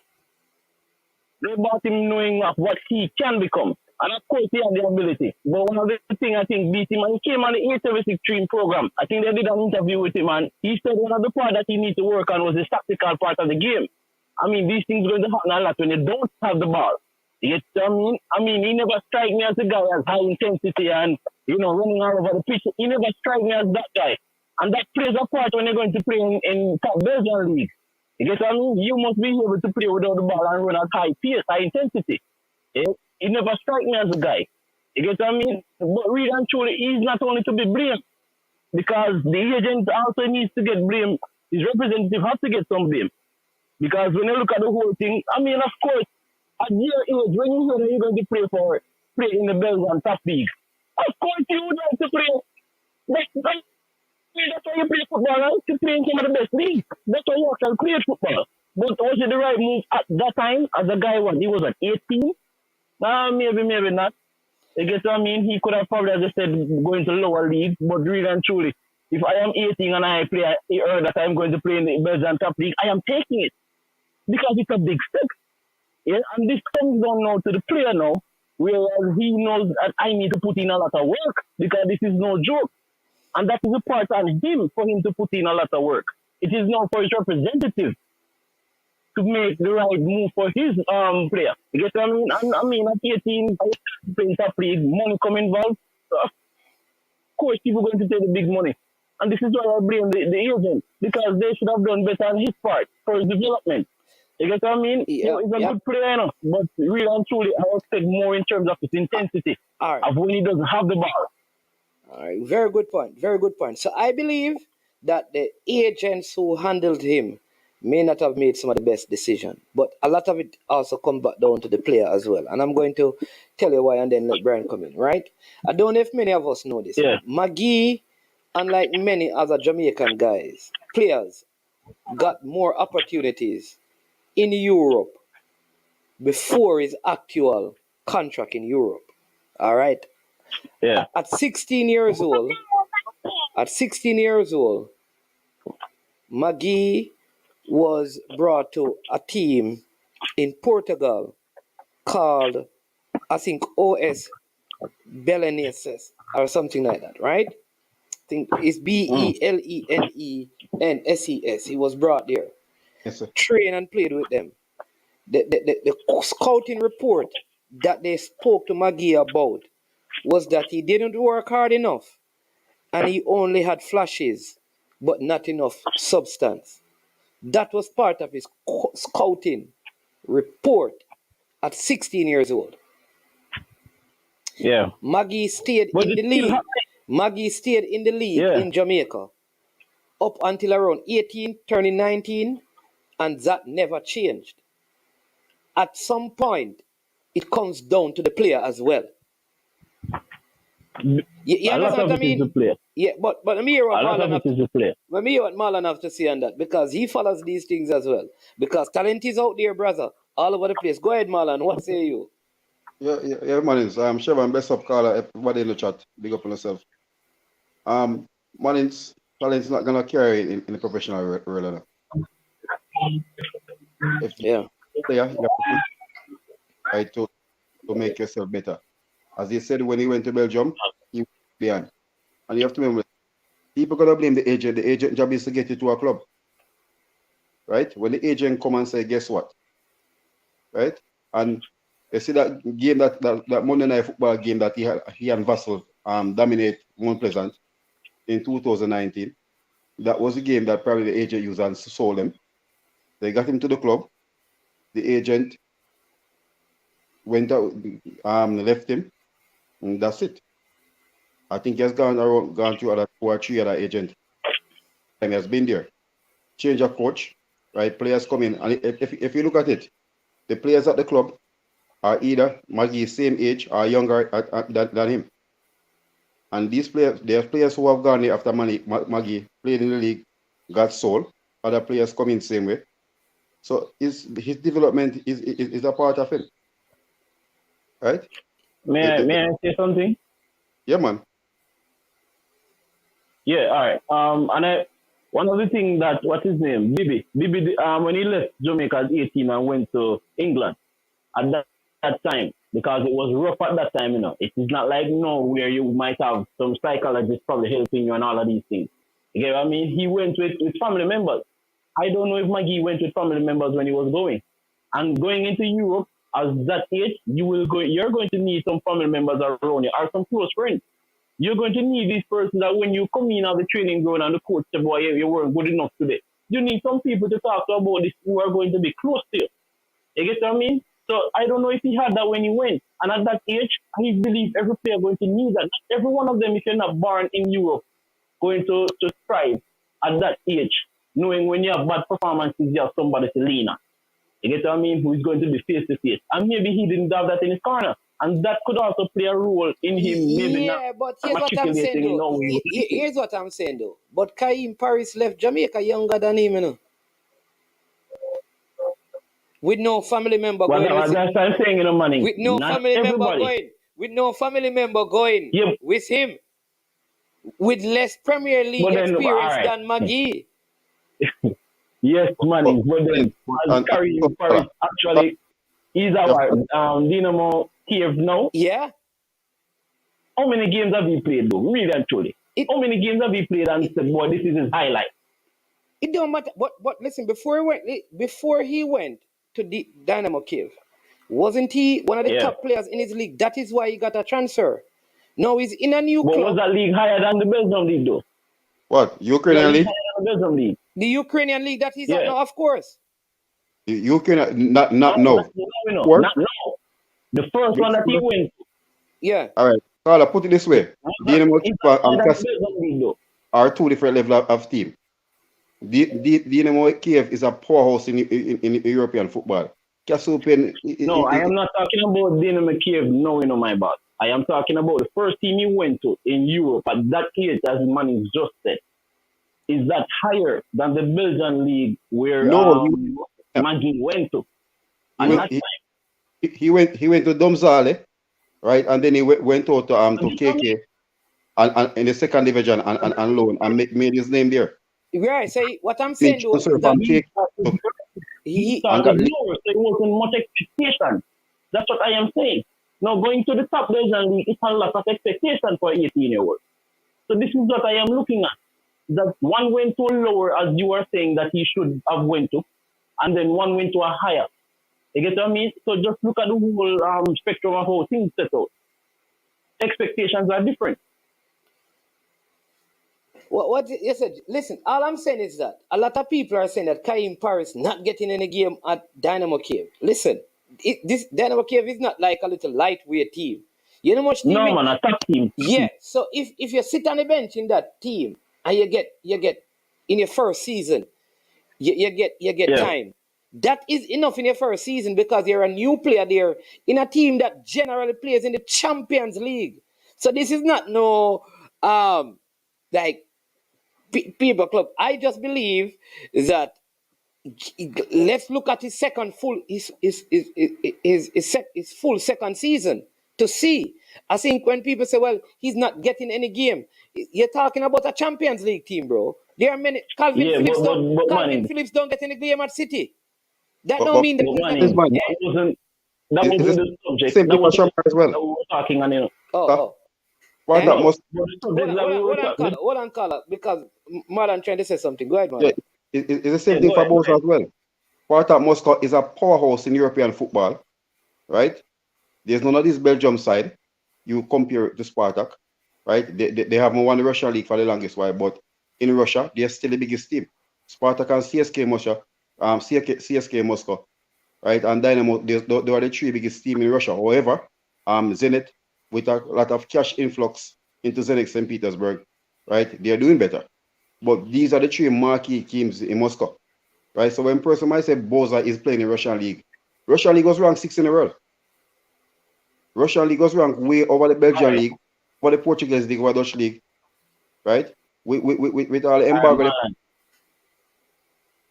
Yeah, I am understanding Marlon, but what we were actually what I'm trying to get at, yeah, the age that you went to the Belgium team at, and the age that Paris went to his team at, and the level, they're different. You get what I mean? That's what I'm saying. No, when you bring the Boza situation, Boza didn't start at Moscow that he's at now. Yeah, he started at them solid, but Carla, what we have to understand now, Western Europe is a harder place for you to survive. Slovenia, Serbia, and all these places, Croatia, it's not easy for you to go. At least when you're in Belgium, right? It's a more diverse. It's more diverse there, right? They speak 3 different language. The part where Magee drop is the messed up part. French, Dutch, German, right? It's closer to the German side, so some more culture shock. So it's for you to put yourself down and adjust. But when you go to Slovenia, right, where most person, only person could say about Slovenia, they know that Merlin Ati migrated to Slovenia, right? That's how most Jamaican. They talk good English, yeah. Yeah. They talk good English. They But talk Belgium, good English. You know that. Yeah, they speak English, but what I'm saying, for a person to leave Good out English of too. yeah, but what I'm saying, for you to leave out of Jamaica to go to Slovenia, for you to adapt, it's the weather factor is different. It's totally colder. Of course. So then we can probably agree that 50% of this come down to the player and how we adapt and how we train. Yeah, adapt to it. Remember now, Duncan McKenzie go to Serbia, right? And he has gone and play. Campbell went over the same way. And they're getting, all the other guys are But getting look at this now. Cephas who went to Macedonia, which is another diverse place again. Another Western European country. Very much so. Campbell went to Malaga, and they're finding time there. We agree that the league is not the highest league, but they're making their name there. Right, and they're going to get transferred, which is part of what I said initially, that you cannot go to a team like in Belgium and go, and you're not ready to make an impact. So we have to play and the team tournament is, Carlos, 1 second. When they signed Magee didn't their preseason. Right? Magee went to that, he went to Castle Pen of his exploit, most of his exploit in the under 20. Because when I was at ING Academy, first we were comparing Magee in the Jamaica game, was comparing Diego Lainez and Magee together. Right? Magee went, Lainez went to Betis, right? Magee went. $1 million at the time. Yeah. So these are the two players of the game, Mannings. I remember that game. I think it was a Wednesday day game. People were comparing both of them. The two number 10. Yeah. I was at that game, like live, because I was there with Dutch St. Martin. Our team played the day before, which was glad because I was able to see the game live. You get what I mean? And I watched both of them. Both of them actually took the game over, seriously. You get what I mean? But one was actually worth $1 million. One was worth way less than that. Paul Marriott says, Magee admitted to some deficiencies going into Europe. Of course, these deficiencies are not unique to him. We are not producing enough youth with adequate skill set to compete in Europe. Again, though, but I'll say this. There are other players who are making headways in Europe. Like, this is what I can, right? So, Bowser made headway. Paris made headway. Cephas is making headway in Europe, right? We can admit to that. Kendra Campbell is making a headway. So is it Norman Campbell is making headway now? Is it true that we're not producing, or is it really the players? Is it really up to the players to work on some of these deficiencies in their games, especially if you're going to go to again, if you're going to go to the bigger ranked leagues, you have to go there ready. But somebody said it earlier. Do you turn down the money if you're getting? That's what I mean. That's what I'm saying. It was all about the money at the time. At for 18, and the representative probably getting big money. Of course, I want my players in the best league. You get what I mean? Because then I know it's more money, but then can he really manage it? So when you were seeking, and one of the things, I think, what's his name, Butler, when he was seeking the proper club for Leon at the time, just look at his rise, yeah? He never went straight away to Liverpool when there was an opportunity, according to media. You get what I mean? He never probably went straight into Chelsea at the time, as according to media, as I say. You get what I mean? He never went straight into these places. He took his time and he picked the right club and one that suits him well. You get what I mean? So players and representatives have to look at both, not because Liverpool wants you going to Liverpool. Oh, bear in mind, the expectations is different. You get what I mean? The coaching is different, and you have to be at the level also. So is it okay if I choose maybe, say, a Bournemouth, which I know the expectation maybe is not so big, and I will get more game, and I will get to develop more? If you are able to do that, bear in mind, the Liverpool will always come, or the Manchester United will always come. So it's up to the representative, not because this top team wants to mean that I am going to put you there, because it might be detrimental to you, and it might cause the stock to drop big time, which is happening now. So where does you get what I mean? So it's all up. Yeah, good point. But next question now for the panel. Welcome, Carlington. Where does he go from here? Yeah, man. All right. Yeah, man. Yeah. What does Magee have to do to get back?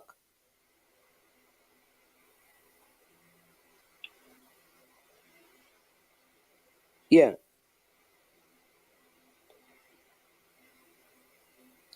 How does he get back to? Because I'm getting some good information. And what does he need to do to get back to Europe? Is it too late at 25? I mean, how many years he has in the USL Championship before he needs to move again, if he has any desire of going into Europe? Well, first and foremost, he need to get himself in the Magee squad, right? Pitchback has been playing very good, and he's not gonna walk into that team, right? It's USL, but not going to walk in the team. Really? Huh? Manins. He's not going to walk in the switch box. There's a El Salvadorian player in the middle with Speedy, right? And Malik and Romario playing forward, right? This year is coming off the bench. There's another Guatemalan there, so he doesn't walk in that team. And I think for Magee, if you succeed, they have to change the formation. Instead of playing 4-4-2, they probably have to know 4-2-3-1 formation. And I don't think they're gonna change it to fit him in the team. So he have to work to get in that team. And the team, and guess what? The team has been successful this year. I think it's the best season in the longest while. So he have to go there and fight for his game now. Why if he doesn't play? Marlon, if he is not able to get game there, so doesn't come back to JPL. Seven. Me have my team up here and I've been successful so far, right? Being second in the Western Championship. Not because I signed you're coming from Europe. You're not just come and go to starting lineup like that. No, but what if I am in training, I am shown that I am a better player than the other players that are there? You're still not gonna play me? What I'm saying, they have to change the system to play him because Magee not gonna play a double pivot. And that's what the two guys have been playing, and they're using two striker. Yes, Carlita. I think Magee the best position be for him is like a number 10 role. Because when me say I'm downfall in Europe is him athleticism, in pace. If you notice the rest of all of them were there, the youth they were in Serbia. When name from Harborview.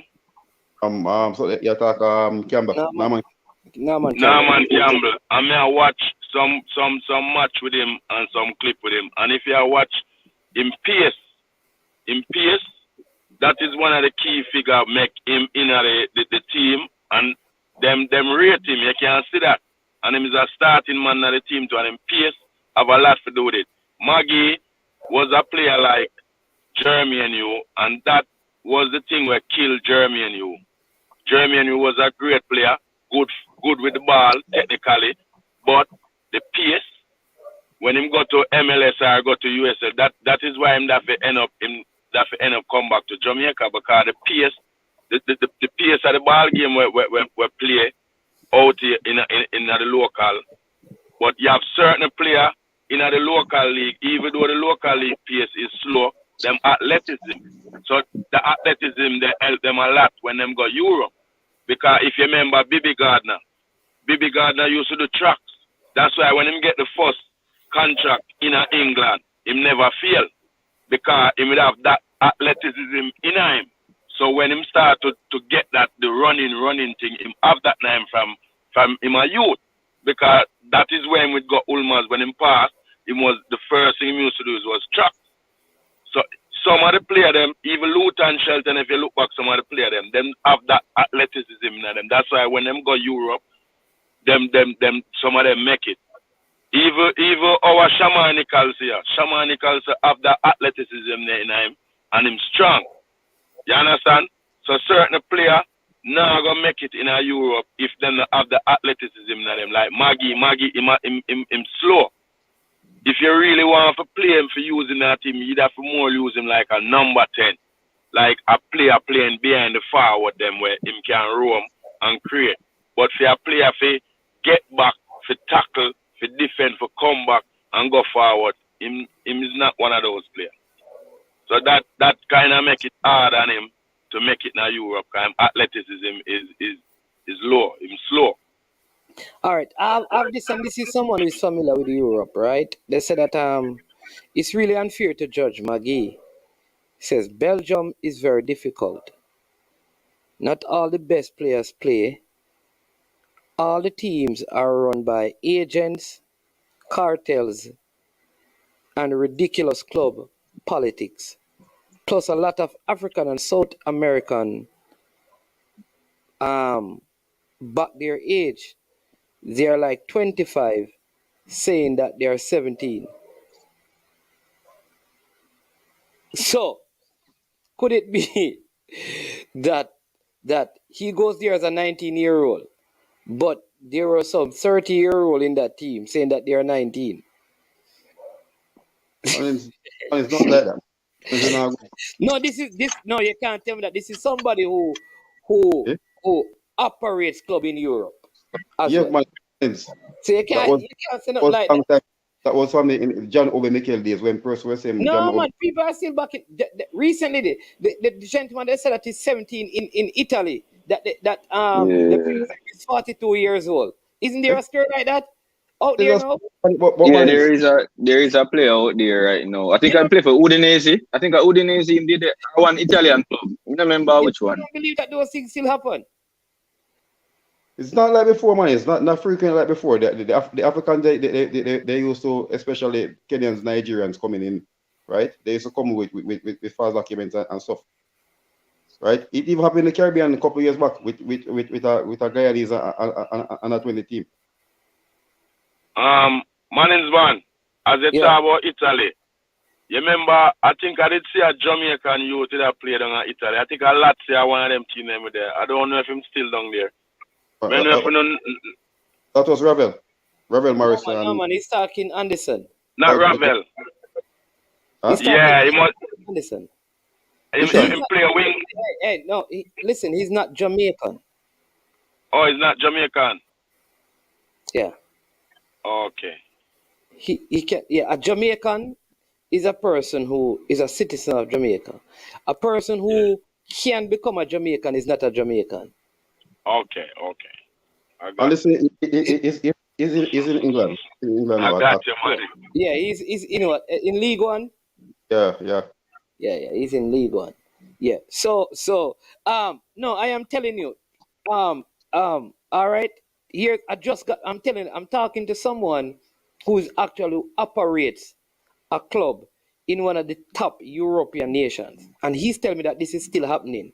All right. For I won't disclose his name. It says, and of course, I sent me the same article about Cameroon football is rocked by by age fraud again, as 21 out of 30 U17 players are disqualified after the whole squad had to undergo MRI scan to check how old they are. That is recent, Marlon. So it's still happening. It is recent. This happened when? So you still have team I use overage player. That happened in January this year, Marlon. So, yeah, so that, what I'm saying, man, it, as I said, in Western Africa team, that I said, Nigeria and Cameroon and Ghana at one point were almost about to get banned by FIFA. But I think there was an under 17 player that was there. So that's the about when they come in, it's not as big as in Europe as it was before. Before in Europe, all right. So people right. said, Manins, they were side was in Belgium. The first time I went to Belgium, that was probably like 2009. Yes. It was literally Ivory Coast. There were like 18 Ivory Coast players in that team, right? Yeah. Riederberg Song and all these guys, I think they go through that team and to venture off in wider Europe. So it was basically run like an academy. They get the young players, bring them there, and then they venture off in Europe after 1 or 2 seasons. All right. So let me say this. All right, because somebody's saying a Jamaican is only one who is a citizen. I thought if you had heritage, you are a Jamaican. Who is a Jamaican? Let's define. Who is a Jamaican? Who is a Jamaican? You may have Jamaican heritage. That don't make you a Jamaican. When you talk about an English person, right? You have to talk about whether you understand me? Does the person have England, Britain, or whatever citizenship? Are you an American? Do you have American citizenship?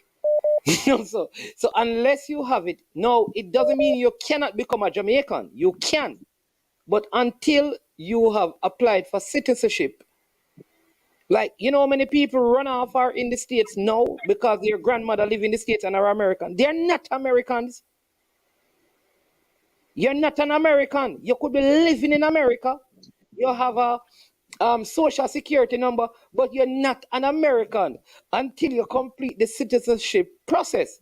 Isn't that how it works? So when I complete my one, man, I'm Jamaican again. That's what you tell me. No, so when I complete my one, man, I'm Jamaican. You have dual citizenship. Yeah, that's true. You have dual citizenship too. Yeah, you can't take the dual. Yeah. We have Kyle online. Kyle, who is a Jamaican, Kyle? Once you have family in Jamaica, you're a Jamaican. I don't want to get into that conversation, because that conversation is just repetitive. Anyway, I'm touching on the Magee topic, and I say Fresh gotta beat me. That I'm a biased person for Magee. Listen, all I ask is fairness. Now, my question to you and the panelists and the subscribers is simple. How many coaches did Magee have in Belgium? And if you have more than one coach in the space of 3-4 years, does it not affect your ability to adapt to an environment? Keep in mind, that coaches have favorite players who they believe in, who they trust, and who they push. Now, from what I understand, following Magee's career, his first year was decent. He had a coach that believed in him. After that coach left, it was all downhill. So when people talk about Magee, people need to talk in context. All right? If you can't speak truth in context, then you're lying. It's simple as that. He had more than one coach in those 3-4 years, and God knows how many agents. You have to give context to Magee's situation and stop saying that Magee mash up himself. Give it context, please. Okay, gentlemen, have a good day. All right, that's kind. All right, listen, Dr. Dan, you disagree. Mr. Speed, nobody not spread no rumors, but was spread upon you. Come in for the program if you want, and we could beat you. We want to know if Rochester is from Greenville or Cavaliers. All right, I think it's Djibouti and Sudan disqualified for age cheating as well. Jason, and this just happened recently. This well in October 22 for disqualified from the under 17 Nation Cup for age cheating. So this is still a common practice. All right, Peso. So if you are born to Jamaica, all right, Mr. Speed, come on. So let me ask. Sure Improvement make a big point. Sure Improvement says my 4 parents are from Scotland. I am Scottish. Is that so? Yeah. So the thing is, having family in a country don't make you a citizen in and of itself. Not because your family, maybe from Germany, makes you a German. All right, so explain to me. We have Mr. Speed, Come clear up him. Mr. Speed, what Yeah. makes a person a Jamaican? Well, all me can say, all of the black people them are Africans. Hold that. Yeah. True. Yeah, I love to know. We have a Boy, call. if Go ahead, Carlington. We have if me have a son and him born in America, him a Jamaican in him too, No, I'm father Jamaican, Jamaican in him, but he's an American with Jamaican heritage. Heritage is different from citizenship. Yes, I see where you're Not getting. because his father is Jamaican means that he is a citizen of Jamaica. He can be a citizen, but there is a process. Jamaica allow dual citizenship. Dual citizenship, he can be. I'm not saying they can't be. Stefan Wright said it. Citizenship is different from heritage. Jeremy and Miller, what's going on? Yes, man. I'm here listening to you guys, conversation about citizenship and all that. A lot of people, in America here, all over, as long as I have someone from the island, they will say them from, I am part Jamaican, I'm part this, I'm part that, But, apart from that, aside from that, back to Magee stuff. I like the headline that you have, how can we save Jamaica football? Because I'm telling you, hold on, Jermaine, just hold on. Jermaine, hold on. Michael Garden said, "Oh, Speed, just come mash up your program with him African dev."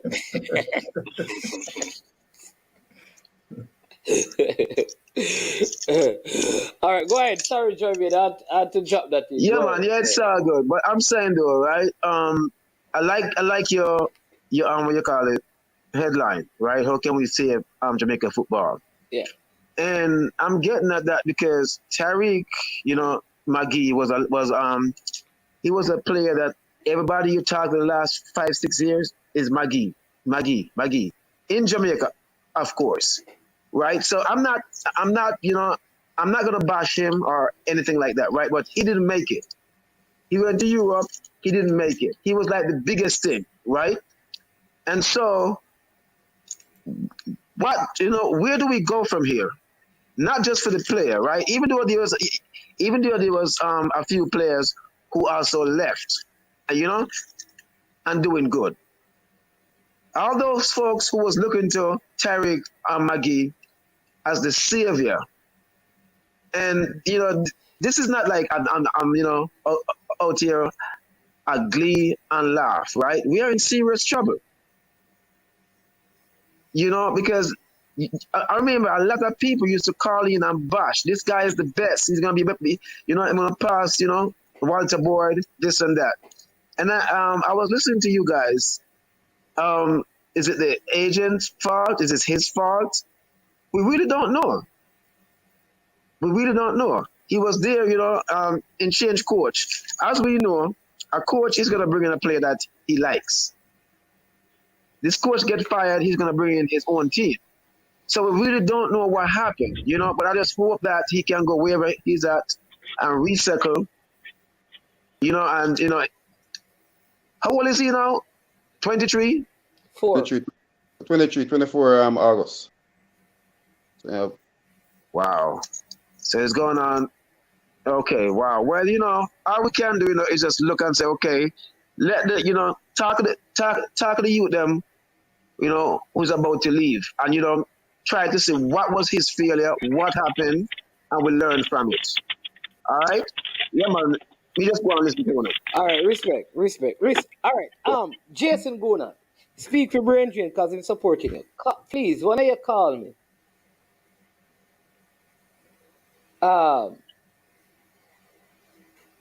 please call and tell me who is a Jamaican. Who is a Jamaican? So let me give you an example, Marinsman, about a live situation that I had with a particular player who I won't call him name. But I remember I went to you can kind of guess with the national under 20 team. I think it is to Honduras or Guatemala in a World Cup qualifier. But I was sitting in the stands. I wasn't, I think I went there as the HOD, but for some reason I was in the stands sitting. With just the ordinary people. There was not a lot of people in the stands. So there was a lot of agents though that came to watch the game and they were sitting around me. And there was a famous Jamaican top schoolboy striker, which we treat schoolboy strikers. We get everything them want, them do anything them want to, them don't have to go to school. Somebody's always there to carry them boots, take up everything for them, give them money, give them parents fridge and stove and TV. You know the drill when you're a top one. And the agent said to me, Speed, that is the player I come for. He's in Europe. And him say him tick every single box available. But I'm watching him now for the third game. And Speed, if him run back one time in Ghana, Europe. Just run back one time and defend in Ghana, Europe. And the player would not run back even one time. And the man is not about that. The man is not just left in the same place where he is. I just said that to say that, you see, we, the coaches, when we have a one top player in our school, if we think him can score goals, we allow him to score goals, but we don't allow him to do nothing else in the game. You just hear say, stay up them on.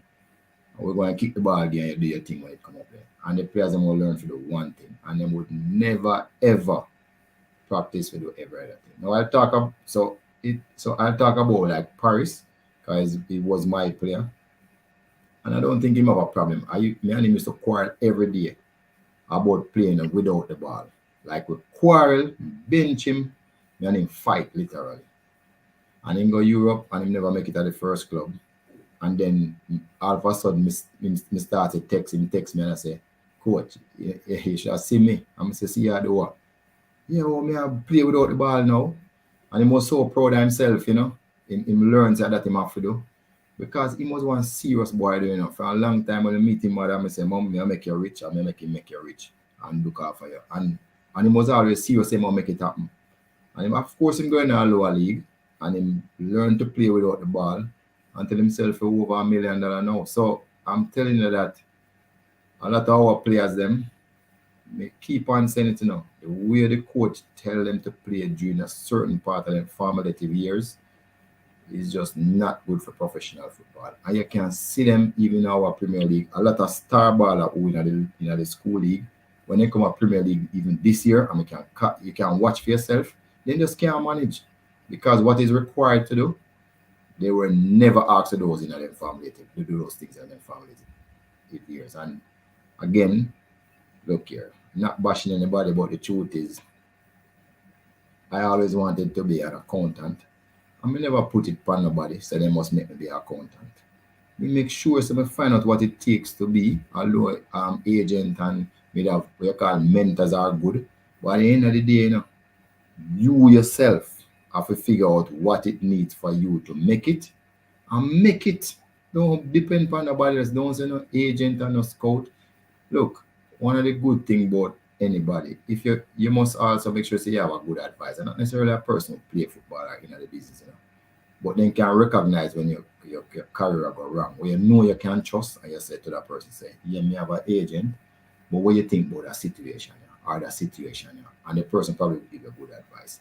At the end of the day, football is the only profession, which is a profession, where people make more than lawyers and doctors and accountants and all of those things.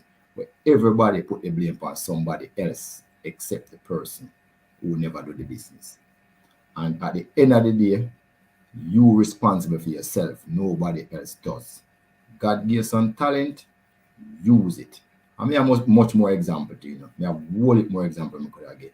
But me just give those two. So we can think about it. All right. Good. Very, very good point. I think a lot of it is up to the player as well.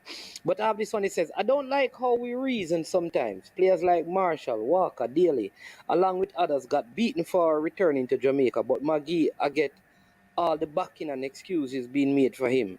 For me, returning to JPL and going to USL is the same thing. So they all should be treated the same. It's like the people them want to shield Magee, but box and kick up the other players. Yeah, main danger, we never have any other offer on the table for Marshall. That was the only offer we had. Didn't he have an offer to go to Germany? He went to Germany. But came back for Manning Cup? Yeah, they didn't keep him. Okay. It's not the only place he went to other places too. Yeah. But all right, we have Chatterak was joined, but Jason, but you and I agree. A Jamaican is anyone born in Jamaica or with Jamaican ancestry. A Jamaican citizen is one who has a valid Jamaican passport. But look how much people now have a passport. Eh? Actually, Yeah, it has to be a passport. It has to be more than passport. So if you don't have a Jamaican passport, you know much kids all in our high school, Jason, we don't have no Jamaican passport. So they are what? Aliens. And then you're gonna say, and Jason, if you say them if you have a birth paper, Jamaican birth paper, I will put them now. TRN. I was you know what him say RTRN. You know what people don't have no TRN. Most of the kids have 16 and under don't have no TRN, you know. So are they Jamaican? It's a requirement now. Because if you baby born, them have in TRN start. So when really? Come on. Yeah? I'll baby get TRN I first. Man, so if 4-year-old have to get TRN if you didn't go to school. TRN to go to school? No, sir. No, man, you sure? Not like that. Just have a birth. So, good afternoon, Mannings, man. Yes, Chatterak. Good afternoon, Mr. Speed. Who else on the program? Where them dark? Jason. Marlon. Yeah, Marlon with the Versace Eros color. Compose it. Big up Marlon. Where that come from? What kind of Versace? On a program, and we see Marlon unpack from a foreign trip, and we see him take out 2 bottles of cologne. I'm a pre for Rabbi. Big up Marlon, you're back in JA. Respect. I respect Mr. Speed. Just a quick point to that and then go into the substantive thing I wanted to talk about. Marlon is correct, right? With the national identification system needs, it is determined that every Jamaican who is born will receive a unique identifying number, which will be equivalent. Hold on. No, man. Keter, if I stop you when you're saying something important, you know, because you know that one of our multi-million-dollar sponsor just typed in the chat, I thought this was a multi-million-dollar program. And they're saying that because you come on as O and they're not senior. Your multi-million-dollar sponsor, is that Guyanese dollars or Kitisha dollars? No, you're the original Teddy Cat. No kitty business around here. But continue your point. It only come into turn on the camera, you know that. But listen, we are go between events and things. Yeah. So it's determined that we must have a national unique identifier for each person born in Jamaica, because for many reasons, including that of crime, where you hear police looking for a man 39 years old, only known as blacks. Him go to school, him go primary school, high school, everywhere, nobody know his name. Only known as tall man, or person of interest, only known as Pastor Six from the St. Anne area. So, and that can't work anymore. Every Jamaican must be known and must be accounted for. So I support it, and it's something that's happening. So yes, Marlon is correct, but I thought it's not a TRN Marlon. It's the unique identifier that every child will get. No, is that the new thing with the needs bill business? Yeah, it's passed already. Okay. Yeah, man. But they're not going to take blood sample and all those deep things and Every eye Jamaican have a scan. number now. It will take a time to come in. It have to start somewhere. So you won't be known by a ALS again. You'll be known by a number, To the government, you'll be known by a number. To the government, you'll be known by a number. And I agree with it, even though it's not my people that might put it in, but I agree with it. I don't think you can have people just slipping through the cracks and nobody know who they are, except when you turn up at hospital or when you turn up on the police radar. That's not a way you can plan a country and run a country. So what are the consequences for persons who don't want to take the number? No, you'll have to get it. At some point, you have to interact with the government. And it will become more and more difficult to interact with the government if you don't have this number. Just like with TRN. You can decide not to get a TRN, you know. Me have to link the Maroon Empire, see me can get my Maroon citizenship, sir. No, well, Maroons are Maroons. They have their own government. They're self-governing. I thought the Maroon Empire himself. No, but you have several Maroon places. You have Scott's Pass in St. Mary, and you have another one in Portland. They are free, independent states within a state, by agreement. But and me not take a program after us. But if a man don't want to hear about it, just tell me I'm stop.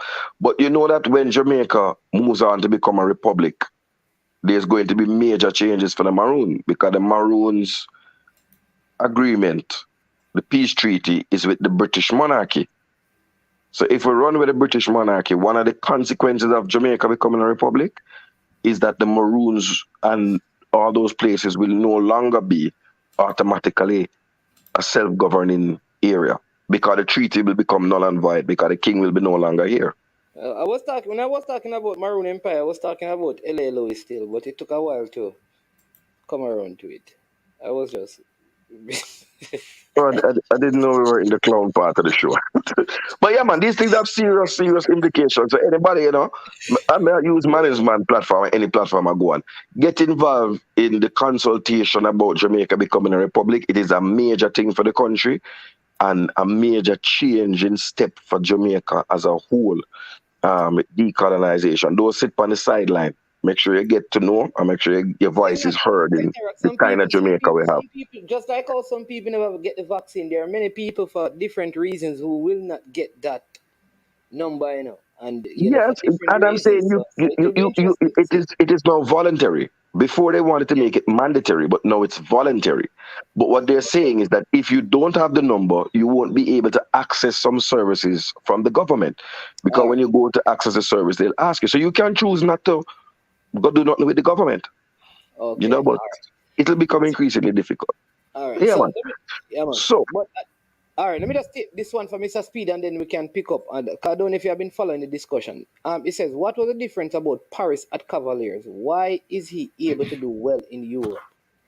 I guess he's saying that in comparison to some of the other players.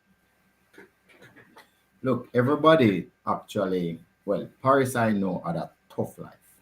I mean, in his formative years. And that could have been one of the things that farming. He used to play for a team named Time and Patience, which don't even exist again, where we got him from. And a lot of time, people would call me and tell me that Paris is in like Spanish Town, at a lot of different places. Is a youth where he really understand life. That's what I think. And him had that, him just had that in him. You know, I say a Cavalier give him that he must succeed, no care what him do. I remember when he was 16 years old, and we had some issue with some other players who wanted more money in the Premier League playoffs. And I called him, and him just come. And him was the person who actually scored the winning goal for us to go back to Premier League at 16. Him is just one of those persons that anything him do, him want to succeed, him want to be good at it. A lot of people forget that Paris scored 30 goals too in a DaCosta Cup, you know. So him wasn't like a slouch, and him didn't even bother go back to school in his final year. So this was a player who went to Europe early and didn't make it first and stuck around. So I think it's not just Cavaliers, it's him or how he was brought up. I know him see him in family is of modest means. I know so he just have to succeed, so he just do whatever it takes. And that's what me find he always had it in him from he was at a young age. Okay, I think so too. And I think sometimes for me, like I said earlier, sometimes I think it is a pathway. When you go to certain clubs, there is an expectation that you come in and perform right away. You go to others, you get the chance to grow and develop. And I think that is probably what affected Magee, along with some of his own personal attitudes that I think needed to have been better. But Ketaraki, I've been listening to the discussion. So man, I just want to add so that what you just positive there is so good because when he went to the higher club, Dumjali, the playing without the ball was an issue with the teammates. Yeah. When he went to Kirkup, because he was so good at scoring goals at random, they allowed him to get away with it for a while until him learned that is what he must do too. You understand? So it was a learning process. So him get away with it because he was so much better at scoring goals than everybody else. He was leading goals for MVP for the league. So when he got to Kappa now, then further learning take place before he got to Dynamo Keep. So you're 100% correct. People have less tolerance at the highest level for players who will play both ways. I think you're correct. Yeah, Ketarak, you have been following the discussion. Go ahead. Yeah, man. In part way, before I logged on, I was listening for just a little. I think there's some questions we have to ask as a footballing ecosystem. One is that I believe that the players that we rate and the things that we are looking for that we call a man a big baller are not the same things that international clubs, top tier clubs, that's not what they are looking for when they refer to a big baller or a player that they will invest their money in and that they will make to be a starter or part of their first team. So somewhere there's a dissonance and a difference between what we are looking for and what they are looking for.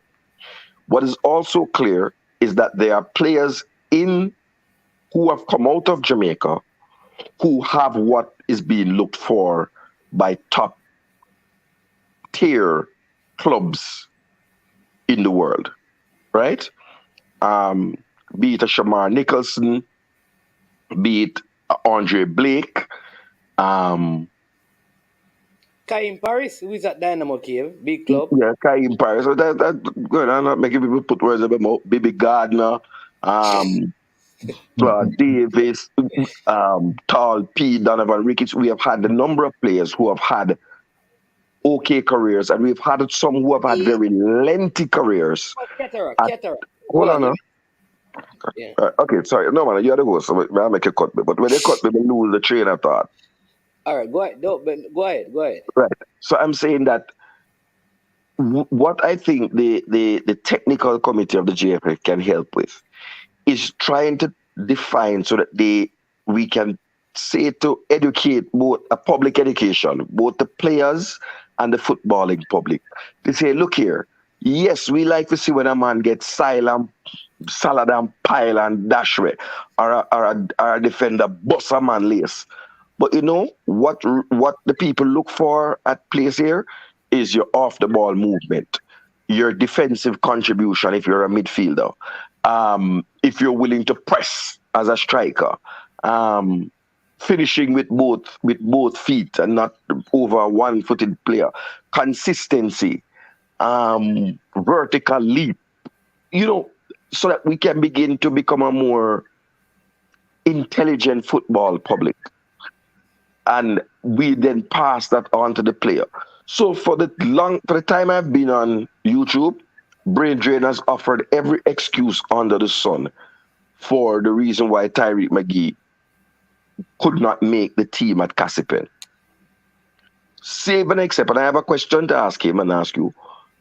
Okay, if you can't make the grade at the Belgian top tier league, why has he ended up at the USL? Why not in the MLS at the US top tier team? why wouldn't one of the US clubs snap up this mercurial generational talent to play in the MLS? Those are, I would love to hear answer to that question, but I just think that we are looking at two different things through two different lenses, and we as the Jamaican footballing public need to put on the lens that will help us to evaluate players in the same way that coaches and scouts and directors of football overseas, they look at players. But I throw that question to Mr. Speed and my good friend Marlon. So you not ask me nothing. Yeah, YouTube coach. No. Right, go ahead, Mr. Speed and Marlon. Hey, if you follow Cataract, the technical committee gets such a long job descriptions. We can't manage. Because them not tell me with the job description, so I give you the work for do. I give you the grass to chop. I'm fix the economy while you're at it. Let me tell go back to 100 to 1. The man I blame the JFF, no fit. But go ahead, Mr. Speed, you answer him. Come on, yeah. Finish answer. You finish already? Yes. No, the question was, I'm asking, what is it that the technical directors and stuff are looking for in the MLS that they would not have seen in Tyreek Magee, why he couldn't transfer from one top tier club to another rather than fall down? So he's playing in he's in Belgium and he has not been playing. How would the top clubs see him? What would they have? A top club is not going to. You're not. Remember, you came in on the back of a U20 tournament where the other top player also is back in Mexico. Lioness is back in Mexico playing.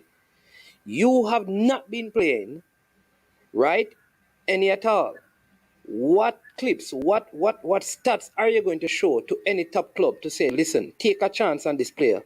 Seeing that a next top club has taken a chance on him and it hasn't worked. So you probably want to do what they are doing now. Start at the championship, create some highlights, put in some performances, and hopefully a door will be opened. But my bigger issue is these are more club-based fixes and player-based fixes than federation-based fixes.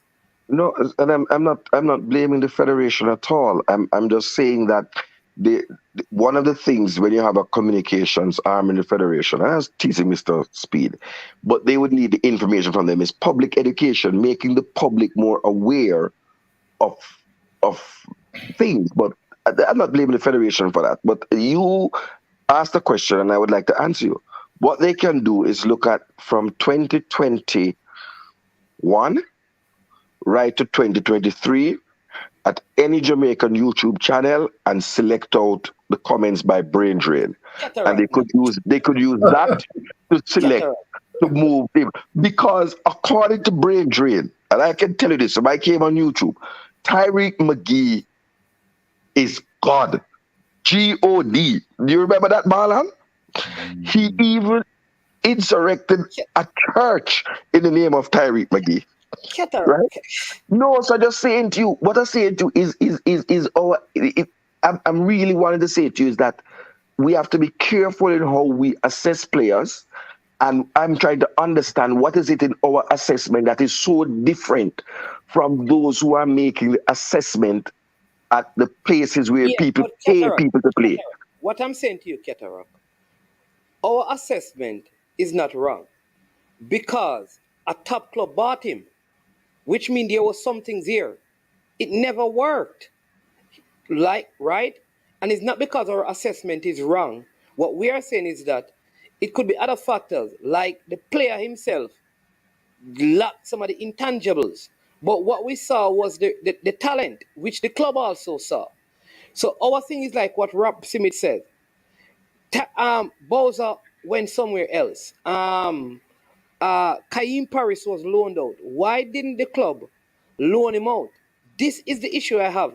The only thing, and this is not an excuse, I always wondered what was in his contract, why this club didn't want to send him to a lower league to play. No, Could but it be that remember, we're seeing Mr. some signs of Management. things? Yeah. Okay, so let me explain something to you. So that question is easy answerable. Remember, everybody have to agree to the loan out. You can't loan out a player unless he want to go to he want to be loan. But maybe they saw so much talent in him that they thought he would break through at any minute. You see my point? So that is probably one of the reasons why they wouldn't have lent him out. But back to Cataract point of view, the truth is, when you're in certain territories and coached by these coaches that know what they want to see in a professional player. I mean, even when you go to Europe, when you play in a youth league, they have what they call a transitional coaching that transit you from amateur to professional. Then tell you what is required and actually go through different stages with you what you have to do to become a professional player. So these players are learned. They know stuff that the player who is coming from Jamaica don't know. But just the transition stuff that somebody taught them, they know all of that. In addition, they would have known a universal football language from their coming up in the academies coming up because they are being coached by a licensed coach or a pro licensed coach in the academies. So if, for instance, I say to you, man, today we're going to create some artificial counter attack. How much people in Jamaica that know what me just said? Me create me play in a way that will create artificial counter attacks. How much people are going to know what me just said? Much less players who never hear it. So the coach said that we are going to do today, and we have a Jamaican players sit down and I wonder, whoa. If you're planning to rob a beryllium truck. Yeah. No, because I am clueless. Because here is a term that I am hearing for the first time in Jamaica. Right? All the things you could come up with, brother, you come up with the most outlandish thing, something that we don't want to highlight, man. No, it's something that people need to know is happening in the country on a daily basis. Some of it not reported, but I just say. So when the truck come, you can run, Cataract. When you run. You can run. Nah. So Mr. Speaker, you're saying that it's going to be a counter attack that is not real. So you say that with the advent of higher qualified coaches and the advent of more academies being formed in Jamaica, that over the medium term we should see this phenomenon disappearing where our players don't transition well into a professional environment? Yes, but it's gonna be medium to long term because we're so far behind that it's not funny. So I'm saying that in the future you're going to see less player coming back. There'll still be some, that it just not gonna work out for everyone. The other thing is that when a player is in US overseas and then the place get cold and then get homesick and then not about to talk, even with the advent of social media. We know say when we are come back to Jamaica and Africa we are go back where we are go suffer starving. When we come back to Jamaica where somebody here is always willing to a star baller take care of him star baller when they have like brain drain. See? So I tell you, take care of him star baller and then come back. So him saying him have a catch to come back. It's not like a next man who say me never go back to Jamaica unless we make it. We always know so we'll just accept them back with open arms and so then have that extra drive to stay and learn, etc. So there's a whole heap of factors because we're a different nation from some other places that people have to go back to them, so they not go back and do everything to succeed. So whole heap of factors. Hey, Marlon, you didn't give a response. Yeah, I think there's a thing called mental toughness, right? And if you're mentally strong in the world of football, you're not gonna survive. Sometimes it's your job. Your career gonna take you someplace you don't want to go. So you have to just bear in mind for it. Right? So I think the mental side, I think he didn't have it. I say he went through around 3 to 4 different coaches. But at the same time you have to adapt. Right? You have to adapt to any situation. You are the one who want to be successful. So you have to put, as Mr. Speed said, when Paris went to Domzale, it didn't work out, right? He got to KK, and then he started scoring goal in second division, right? Then the next season he came back, was a top scorer, got knocked out by Kappa, then got promotion. Then Kappa got promoted, then he went there, and you saw the hunger and drive. So you as a player, your weakness you have to work for. I can remember saying that when you leave and go to Europe in a professional environment, if you come and the coach say your right foot weak enough, the coach is going to work on your right foot every day. Remember, he's not dealing with one player. So you have several players dealing with. It's a team. Yeah. So you have to take the extra time to build yourself. I realized when he just went there, when Boza was Malang, the league, left out the Belgian league. So he was basically by himself there, but they're in different places. Right, so I think he as a player, he have to blame himself as well if he didn't put in the work. As we know that coach will come in and some coach don't like your style of play. But I said I think the system for him, they have to create a system for him to play. Because even when he play for Jamaica, if he doesn't play in a number 10 role, Manins, he doesn't look good. Yeah, that's it. The ball. Right? And I'm saying that he hasn't, one of the other things is that really and truly, he hasn't set things here allied in the national setup. It's not like, okay, well, here he's not playing for the club. When he comes to play for Jamaica. Of Costa Rica. Only against Costa Rica. Of Costa Rica. But if you look at it. Remember one of the earlier scouting report at 16 did speak to that, that he has these flashes of brilliance. Yeah, but the game play for, look at it. Remember 90 minutes. Remember he and Vassell went to LAFC, which was basically new in MLS, under Bradley, and he went there. Vassell, the first game he didn't start, but Vassell was starting every week. But guess what? I remember a game that he played against Vancouver Whitecap, and he missed 2 goals in it. And somebody said, guess what? He's very, very good, but he has a lot of weakness. And if he doesn't pick up on those weaknesses and strengthen them, he's going to be out of the team. And at the end of part of the season, after the Gold Cup, he went out on loan. His career just went down the same way. So for the top clubs that some of these players want to go to, the margin of error is, you understand me? So better you start from the lower clubs and go up, because at the top, the margin of error is very small, Jason. Well, not only that, the coach now go put him career on the line for you when I want to do work. I'm job and him family money and him future and him career to get a better job. So if him in doubt about you, him not playing you. Yeah, but from the speed, remember say that your job as a player is to go out there and perform and put in the work in training. So if the coach put you out there and see you're not doing good, right? I think in the 21-22 season, when I think that's when he got the most game time. When he had I think he came on like the second half, and he looked good. But at the same time, they have to create a system for him to play in, because. Sorry, Marlon. The man said me I call it Jason Marlon. Right? So I think he have to know that modern football, right? You have to be able to play in the system. If they want to use as a box-to-box, he cannot function that way. So he's a luxury player, so he needs a double pivot to cover for him. And I don't think the club. That's why I said earlier in the show that for him to go to the switchback right now, he have to fight to get in the team. Because they have a system they're playing, and I think they have to change for him to go out there. He's not gonna put in that work that Speedy and the guy from Honduras, from El Salvador put in that middle. Right? So they're playing 4-4-2. Malik and Williams playing forward.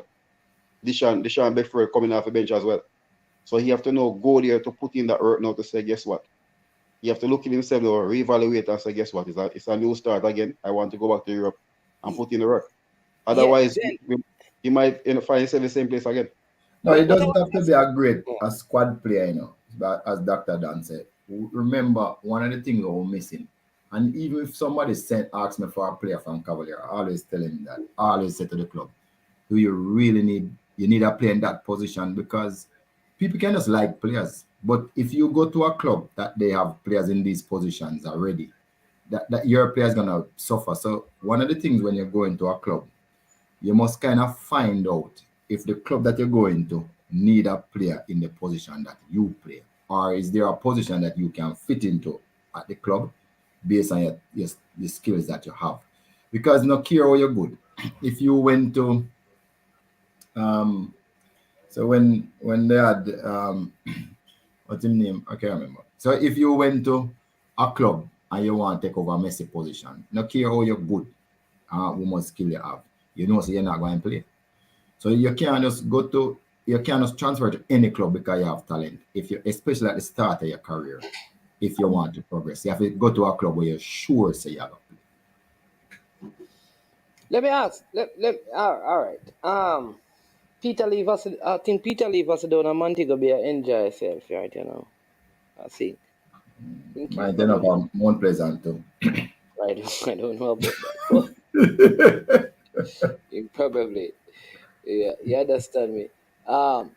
Yeah, but what I'm saying is that, all right, is it also true that the position that Magee plays is becoming outdated in modern day football? Like the Ozils and like Ozil who normally plays here and those guys. Even Magee just changed his game to a more dynamic all-around midfielder tackling and stuff.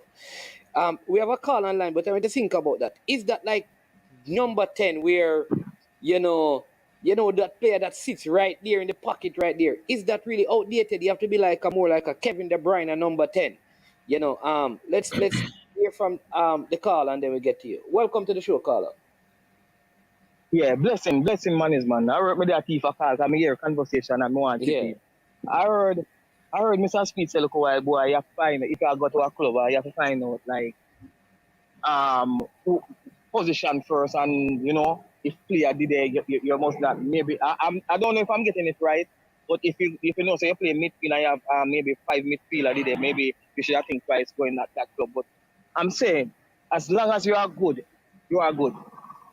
You understand me? So even if I'm a forward, I mean I go to a club where you have 10 forward.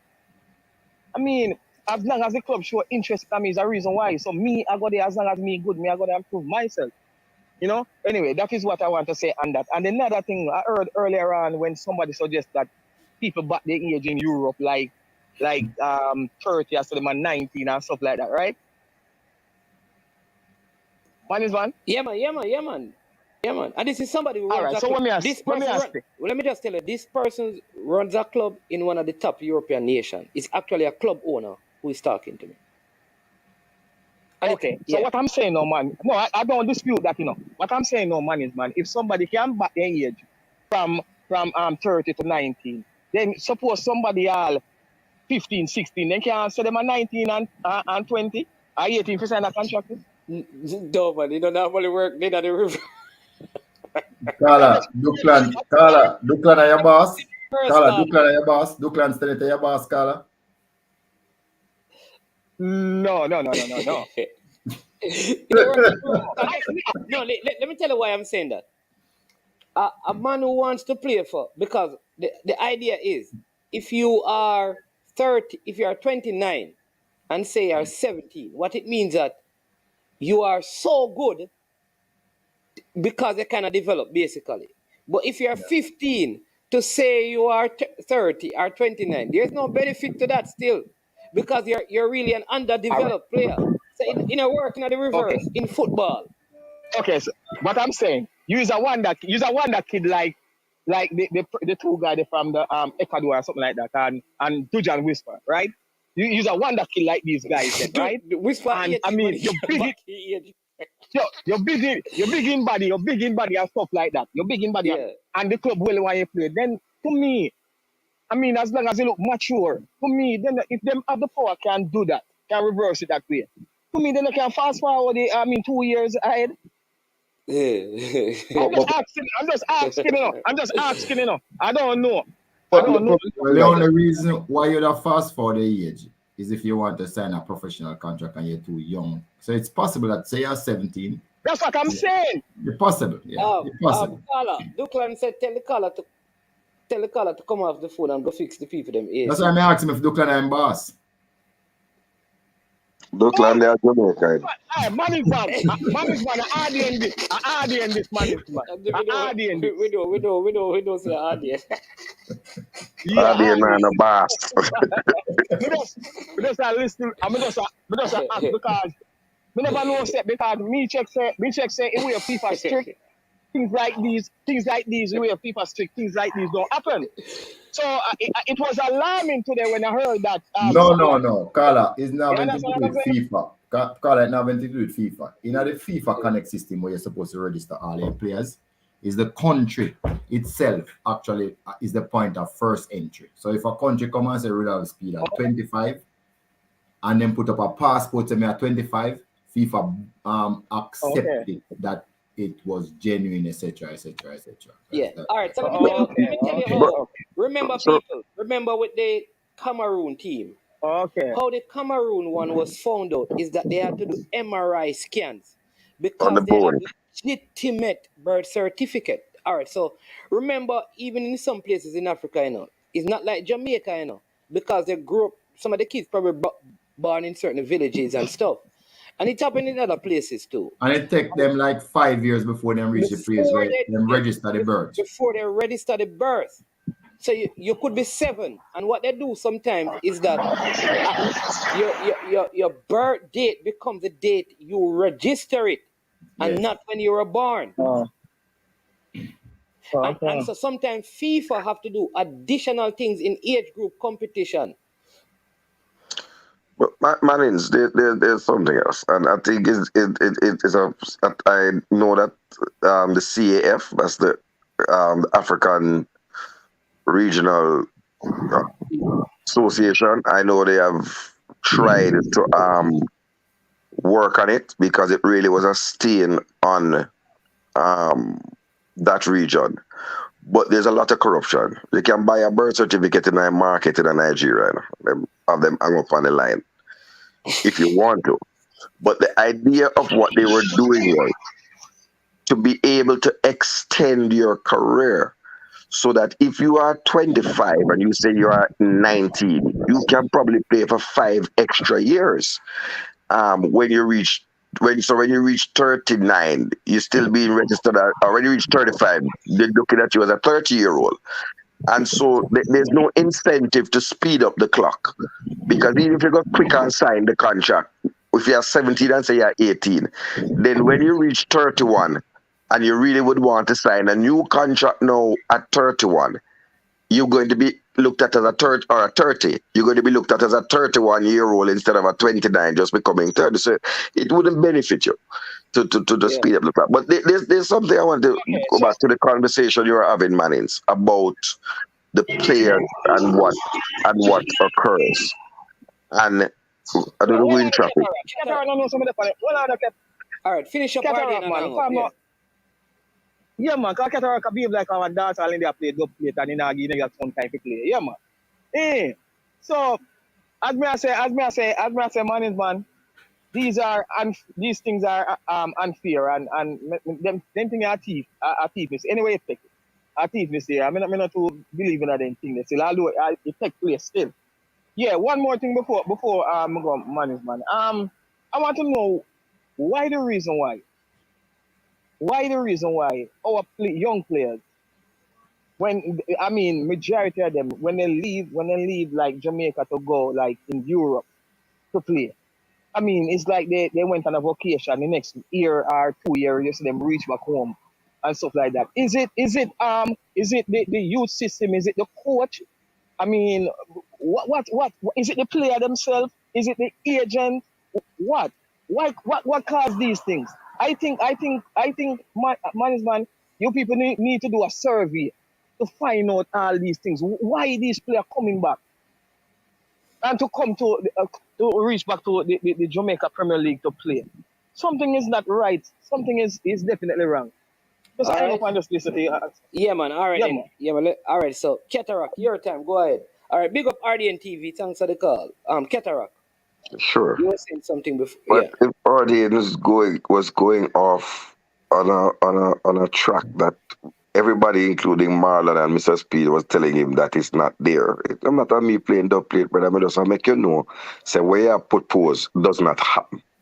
The other thing is that for the last hour, even before I was listening, people have been trying to answer the question Arden is asking. So Arden, you have to go rewind for the start to answer. Because you can't come and dance late and I ask the song to play back tune when I play back a song for you. No. Mannings, here's a tricky question. Here's a tricky question. Because all of these players are at the same starting line, right? Meaning they've got the same C-level license coaching when they were here or coached by them neighborhood corner league team, etc., etc., etc. So it's pretty much a fair thing. I'll make 2 quick points. One is, I believe that the players who succeed are mentally stronger, more determined to succeed, more disciplined, right? Rather than having additional technical. So I don't think that Boza is a more technically gifted player than Tyreek Magee. I don't think Paris is a more technically gifted player. But I believe that what they do well. I believe they work hard at their craft, right? And they put in. This is my belief. Because you can see some incremental improvement in them. Every time you see them, you see a little bit of improvement. It's not like them stuck. But Marlon, you said something about the Costa Rica game. Who was playing CDM in the game that did all the dirty work that allowed Tyreek Magee to dance about and do his little trickery and have his moments? Somebody named Grant, right? No, I didn't call him name. But they both came off. They both came off in the 85th minute. They both came off at the same time. But you are not going to find that kind of CDM around the world or a coach who is willing to always invest in just having somebody sit back and clean up and mop up after you. At the highest level, Mr. Speed can confirm, you are expected to win back the ball if you lose it. You are expected to chase down loose balls. You are expected to track back your man into your half or into your defensive third. Why don't you say track back your opponent, Cataract? Because you're not playing against a woman. I don't want a man from the national team to track back the woman in the middle of the game. I don't want Tyreek Magee to track back Bunny Shaw. No? Say track back your opponent. Instead say track back your man. Just track back your opponent. Cataract is correct, especially in the modern game where overload is a thing. Nobody's afraid to overload a side or a space or players in your half. They're not afraid again to say, you know what, make we sit back and nobody go forward, because anywhere them see the space, whether there's a center half or a left back or a right back, they must say, we have space there, we have to overload. So if don't care about the player standing up behind them. So if the player don't go back, we have an issue, it's true. But Mr. Field, last year the time I made the Valencia. I watched Valencia first team at Sunday. And the coach tell them, say, when you're attacking, everybody attack, defending, everybody defend. So, and that's the modern day football. That's modern day football now. You attack and defend together. So the luxury player, there are few teams that have them now. If you notice, all the luxury midfielders are out there, as man mentioned earlier on. Most of them are cutting. Yeah, cock on them and out of the game, and you have to be more dynamic. But Duclan, have a question. Him say, Mr. Speed, how do you manage a situation where a senior first team player is getting past his best and should start coming off the bench, and a younger upcoming player needs to replace him? No, but if you have the player, that's an easy decision to make, because the longer you keep the senior player, he's going one way now, down.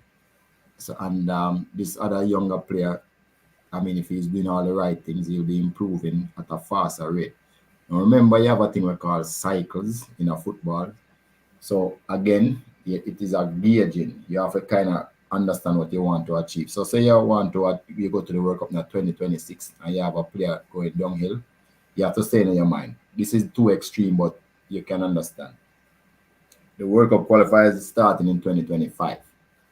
So they now have programs that can tell you with a current younger player projection where he will be by 2025, based on what he has done so far and in projection over the years.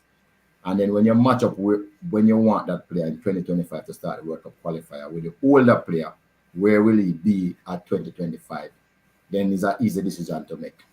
Get rid of the older player if the younger player will pass him, or keep the older player if the younger player will not pass him by that time. So these are scientific things now that I'm having football, So that is a decision you have to make to know whether to throw the older player or take the young player, keep the older player, and tell the young player if the young player don't develop enough. So there's no right answer or wrong answer. Just looking at the surface side, what you have to do is to gauge where the player is going to be when you need them and make the decision. All right. The next Mr. question Mr. Speed, I want to ask Mr. Speed a question. So it's not always automatic. Hold on, caller. Cataract is online. Go ahead. Right. It's not always automatic because you have a player like Jordan Henderson, right, who is up in age, who still retains a place in the first 20 players that are called up by England, even though you have younger, very talented CDMs in Declan Rice and Calvin Phillips, who are worth at least 50, 60 million pounds. But yet, an aging player at Liverpool is able to still command his place without any bias.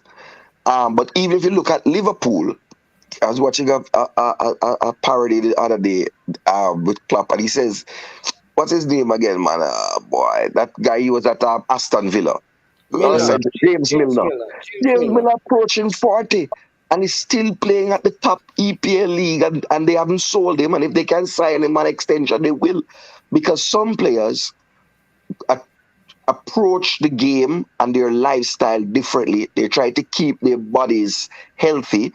They haven't gone through major traumatic injuries and those kind of things. And so the rate of decay of their skill set at the highest level is not as quick and as sharp. So I agree with Mr. Speed, just adding a different perspective that it's not one size fits all. me and Dia just said, Edison is the worst. Who's the worst?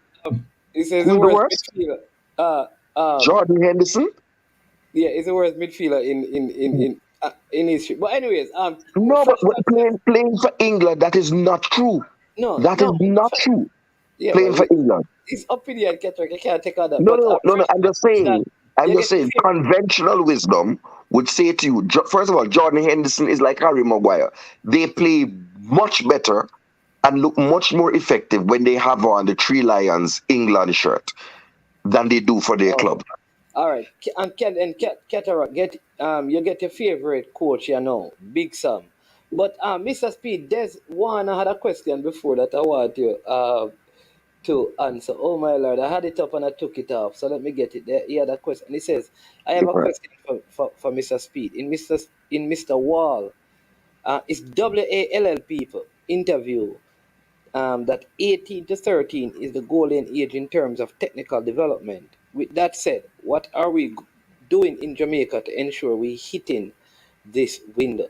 Right. So it is really equivalent to something that I've said before. Why when our players go overseas, what those players were doing between these age, we probably never even do it by the time we get 18 or 19. So that is why we have this problem with competing with those players. So right now, we're looking for a grassroots manager. So if anybody will apply for the job at JFF to harness the talent from these age, because Boris Johnson, man, a big job that man. He has a thing, Coach Karumi. Let me give him a name. It's a job available at JFF, grassroots development. Yeah. You understand? Unseen. Grassroots development coach. level license and above. That's what I have read in the people.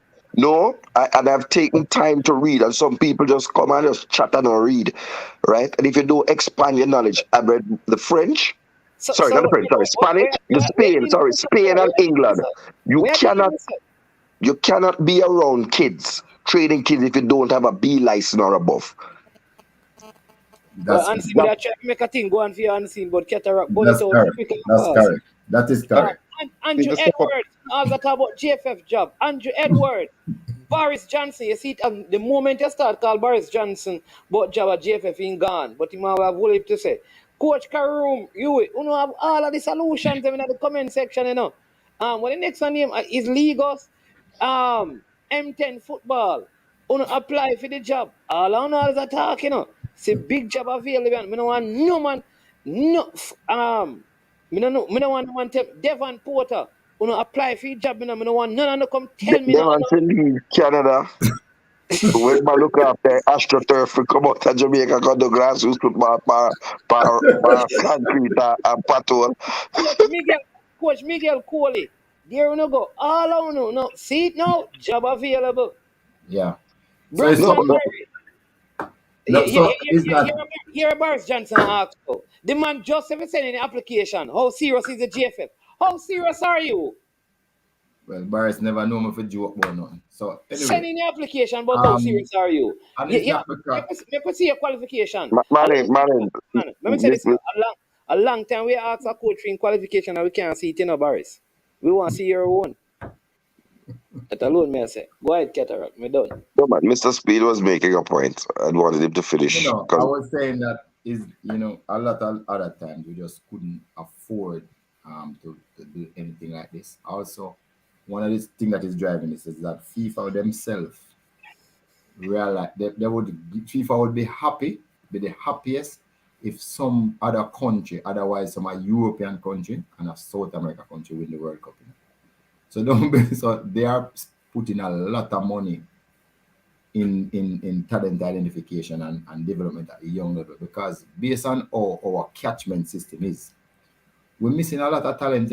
We are just looking at the ones that we see, but training us to recognize talent, we're going to be doing that this year, the summer, and also making sure that we turn over every single stone in Jamaica and look who underneath it as a player, to make sure so we're not missing a talent. So that is what we have a budget that we want to extend to deal with, and we're willing to employ somebody who willing to go around the whole of Jamaica and make sure so we're not missing no talent. And that's what we're up to. And we have a budget. So all right, we have 6 minutes. JFF have money. You hear that, Mannings, man? JFF have money.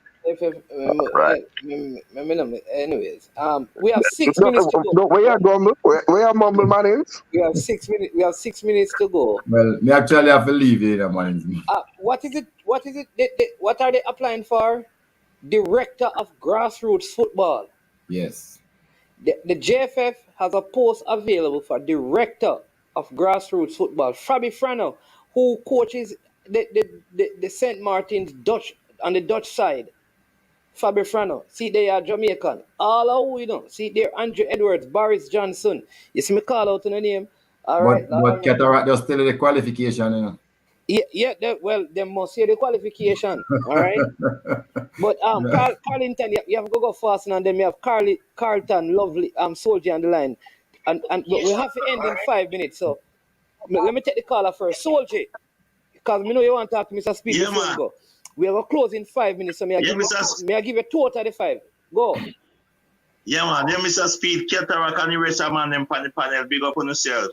Well, Mr. Speed, you do a good job in that field, but if I was in Jamaica, I can no really can't pay me for me come down, I can do it. So me have all the qualification where I want, but me I just low up the right set of man them down there can apply for it. I love where I say management. I'm why you can't management in your program, Mr. Speed, because I do a good job, What kind of program you talk about? No, to do something with Jamaican football field. Promote, man. to come to something because you can. Right, give me director of the youth program. Where you want me? Yeah, man, if he yeah, really. I tell you the truth, man, is man. Yeah. We can't get management. Me never get a chance to tell Mr. Speed, so I tell Mr. Speed now. So you mean by, you know, so we don't have money can pay though? That more I ask you. All right, me love what you talking about, Mr. Speed. That's why you're the only one that JFF talking to about money, you know, Mr. Speed. You're the only one away from Mr. Chang. You're the only one talking truth, you know. When you come on to money, all the man will tell you say you know money can pay, man. Tell the man them. Money's man. No. Yeah, hold on, let me explain something to you, Carla. Hold on. Yes, we do. And us, even when we have, if we get money for pay the director of grassroots or the director of the talent identification program, we can't use that money to pay nobody else. You know? That's why you understand how the thing works. So if we get a grant from FIFA to do something, we have to use it to pay that. We can't use it to pay player salary if we owe them. You understand how the thing works? So everything going at different buckets. So even though we get money, it can only do certain things because FIFA is very concerned to make sure so we are putting the money to the use that we tell them so we're going to use it for. So you still owe some people in other areas, although you have money to do some things in other areas. I just want that make that clear. Yeah, so how much I hear that you can't he come down there. Me not talking too long. How much I hear only there for me to come down there, Mr. Speed. You can't tell that for what you can do, I tell me what you want. Because maybe what you want, we can afford it. You surely live with a soldier, man. Soji. When you apply, you must tell me what you want. Soji, where you go with your little bit of money? Cataract. When they give Reggie Moise here, don't they say they give 1 million? The whole Jamaica knows they get $1 million a year, US dollar. So what? Yeah. So what? Where may I hide? Where may I hide for? No, you. How much you want, Soldier? Soji just tell the same want $1 million a year for even him friend them. All right. We can't afford that. So me I tell you plain we can't afford it. Mr. Speed. Well, I know Mr. Speed. You got the bar and look for the edit. See how when you order. You tell the bartender put him back up.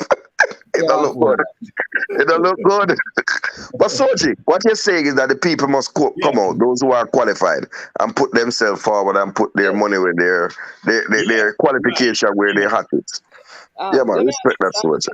Should they send it? Because people asking already, where to send the email to you? Oh, General Secretary, not me. I know me run the place.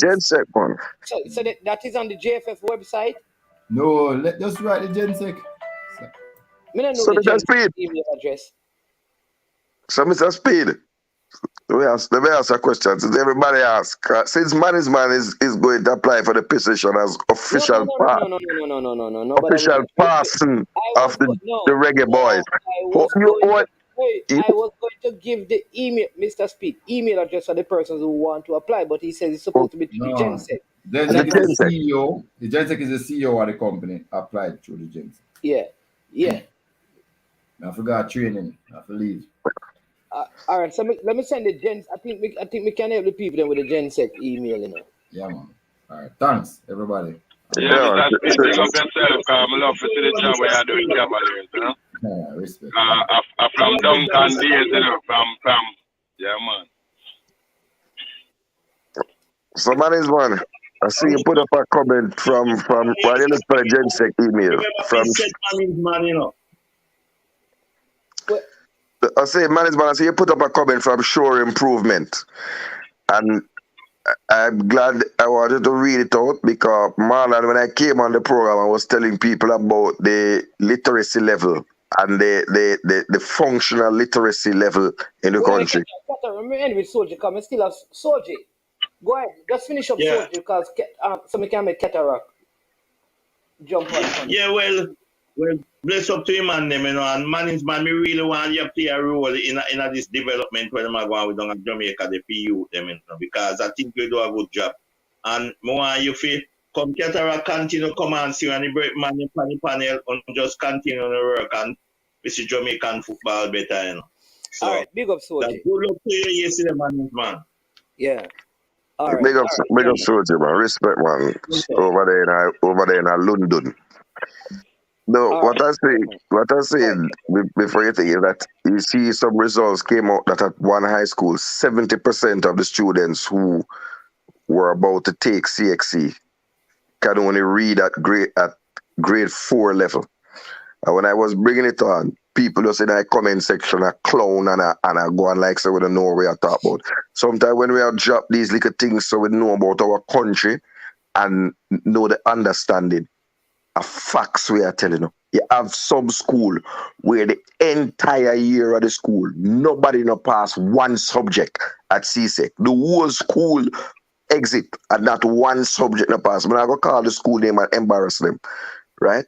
But there's at least 2 schools like that, one in country and one in Kingston, where the whole fifth form, where they call fifth form, or the grade 10 or whatever it is, not one subject for nobody in high school, boy nor girl. That's the reality. And then I'm saying, when you hand these little kids one piece of paper for say, fill up this, and they have to understand what the contractual arrangement is and what the implications are. We were having that discussion. I was saying to you, it is unfair and in some cases illegal, because even if they are reaching up to that age, a responsible adult must be the person who is co-signing with them, not them. Manins. Yeah. All right. Well said, Ketra. What I'll say though is that so many times I have to check the numbers, because 70% at like Holy Trinity maybe 7 kids, because only 10 kids sit the exam. That's all I will say. So sometimes they will get the numbers. No man, when they measure the thing, you know, they measure across the grade at the exit grade. No man. What I'm saying is though, when it says in the news over 70% of high not reading, if you're checking like those who are probably going to, like the stats you gave for CXC, when you say the entire fifth form, for some of these schools, they only put up like 5 persons and 10 persons to do CXC. They do the other exam, which is the city and guild. So they may, and then a pass that either. No, you are correct. You are correct. Yeah, you are correct for some schools. Numbers are important. Yeah, some you are numbers, correct for some numbers schools. in some schools are very yes. So that's all I'm saying. But you also know, and we can't hide behind it, there is 2 schools. I don't know if they have improved, because I'm thinking it will happen. That happened in more than 1 year, where no child exit with any subject whatsoever. CSEC, City and Guilds, GNAT, nothing. They just put on their $10,000 graduation gown and go graduate. And that is what had caused the uproar, that the amount of money that parents were willing to spend on graduation and the kid don't have any qualification. Yeah, all I'm saying, people, is that 70% is a lot. All I'm saying is that 70% out of 6 is a smaller amount of kids in total than 70% out of 200 in terms of the raw numbers. That's all I'm saying. It's an issue, you know. I'm not trying to discount. Yeah, but yeah. I think it will be more than 6 and 10, because I don't think if it was 6 or 10 they will making it the headline like that. No man, I am telling you. So what happened? Because I know some schools, all right. So how the schooling system in Jamaica work? We know it go. You have the schools that were secondary schools and the proper high schools. In other words, there's a certain group of kids that go to St. Hilda's, in opposed to those who go to Steertown Academy. That's just how the system works. So when you come out of the PEP, depending on your grade, you're placed in a school that averages a certain amount. So coming out of primary school, right, you go to a school averaging 45. The pass mark to get to that school is 45, because the school, your PEP grade is 45 and below. So generally, the kids who pass a Campion are probably going to have better results than the kids who go to so we have to bear that in mind. So it is not the high school system that is failing, because many of the kids are placed into high schools already failing. So it's not like they came there with high marks and started failing. They got there, right? They get there already below the pass mark. So I'm not saying it's not a lot. They get there below the pass mark. And how CSEC work is simply like this. You have to meet a certain, you get signed for the subjects to do. So generally, if you're not averaging a certain amount, you cannot do it. So really and truly, unless the kid who goes in grade 7 goes up to 65 in marks, he's not supposed to be signed up to do any subject in CXC, any at all. They're supposed to do city and guilds or guilds, whatever it needs, because it's an easier exam to do. And then they have the CAP program that they have in some of those schools. So it's a very complex conversation to have if you just look at the raw numbers. Because if you put all the failing kids in one school, then you're going to have more failures. So to just, and then you're going to, and then also where the better teachers are many times are in some of the better schools and the attendance level. So all I'm saying, it's a more complex conversation that we don't have the time to discuss. So we have to look at all of those We don't have things. the time to discuss Mannings, except to say I think you're making a little confusion. This is not 70% of the people who are sitting CSEC.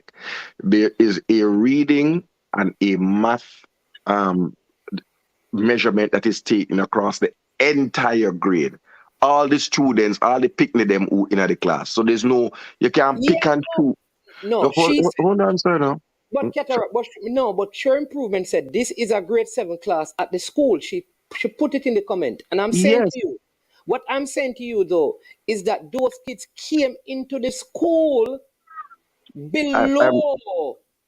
Sir Mannings, you're a great debater, but you cannot move the goalposts.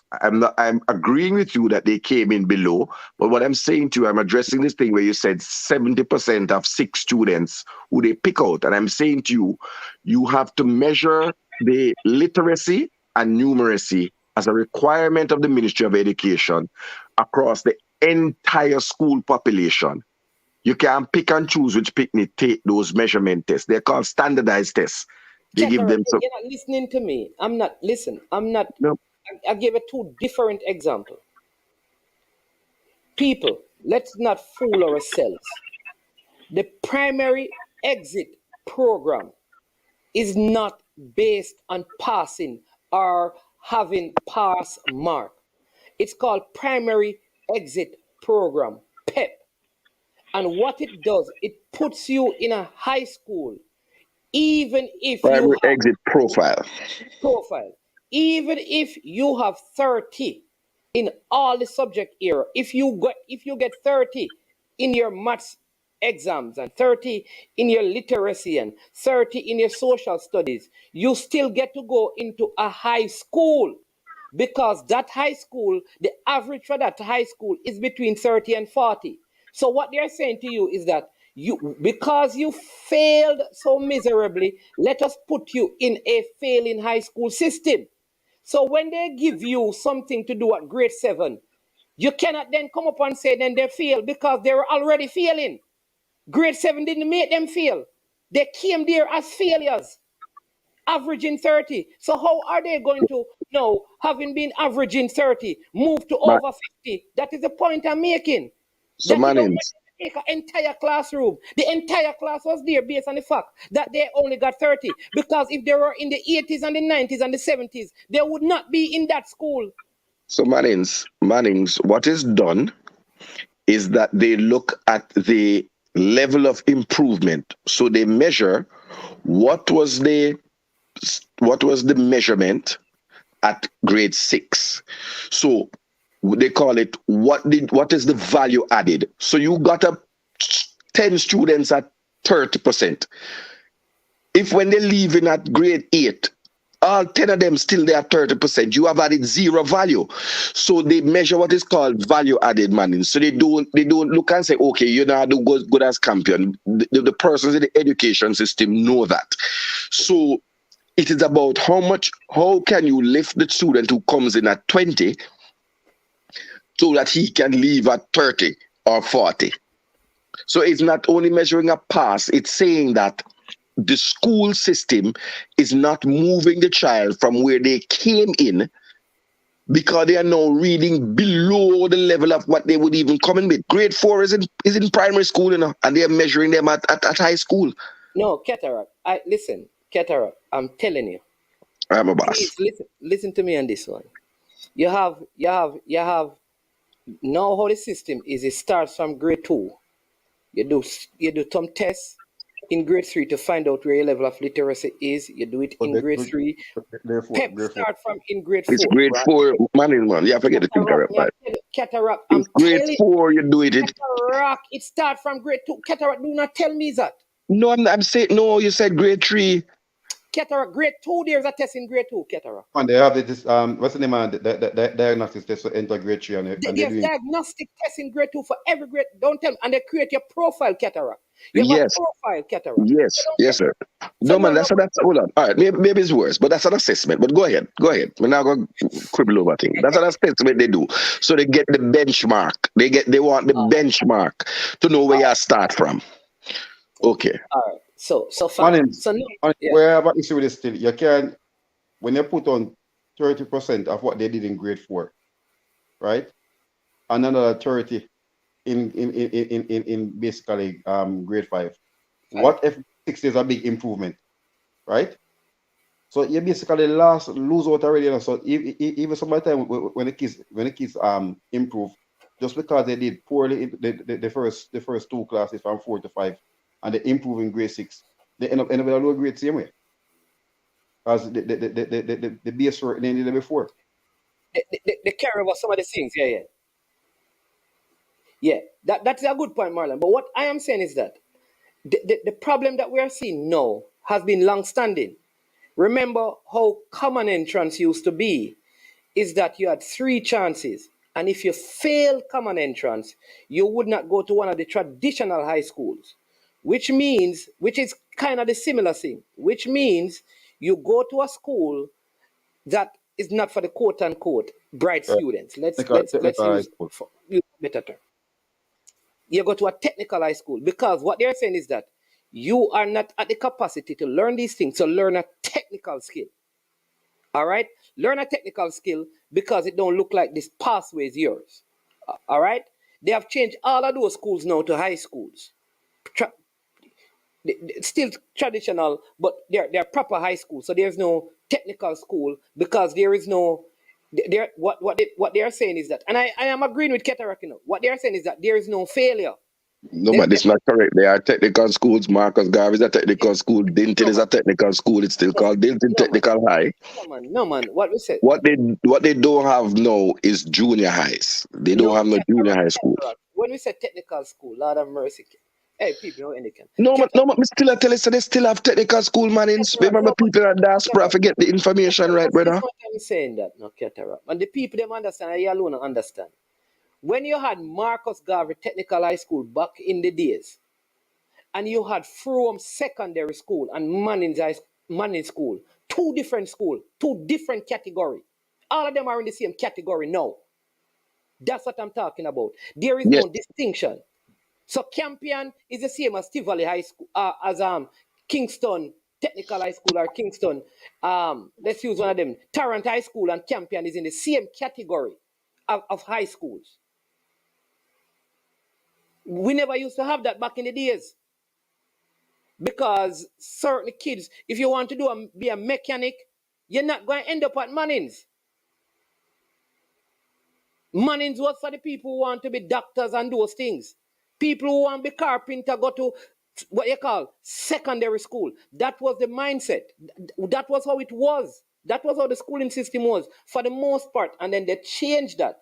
And what they started saying is that, which is now, I believe is where you and I agree, that we are denying that some of the kids are failing, because they are saying that none of them are failing. It's just the level that they are performing at.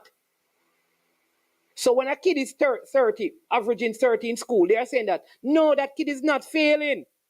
That is just the level that they are at. And we need to create special things for them to operate at that level. So there's no serious push to move them.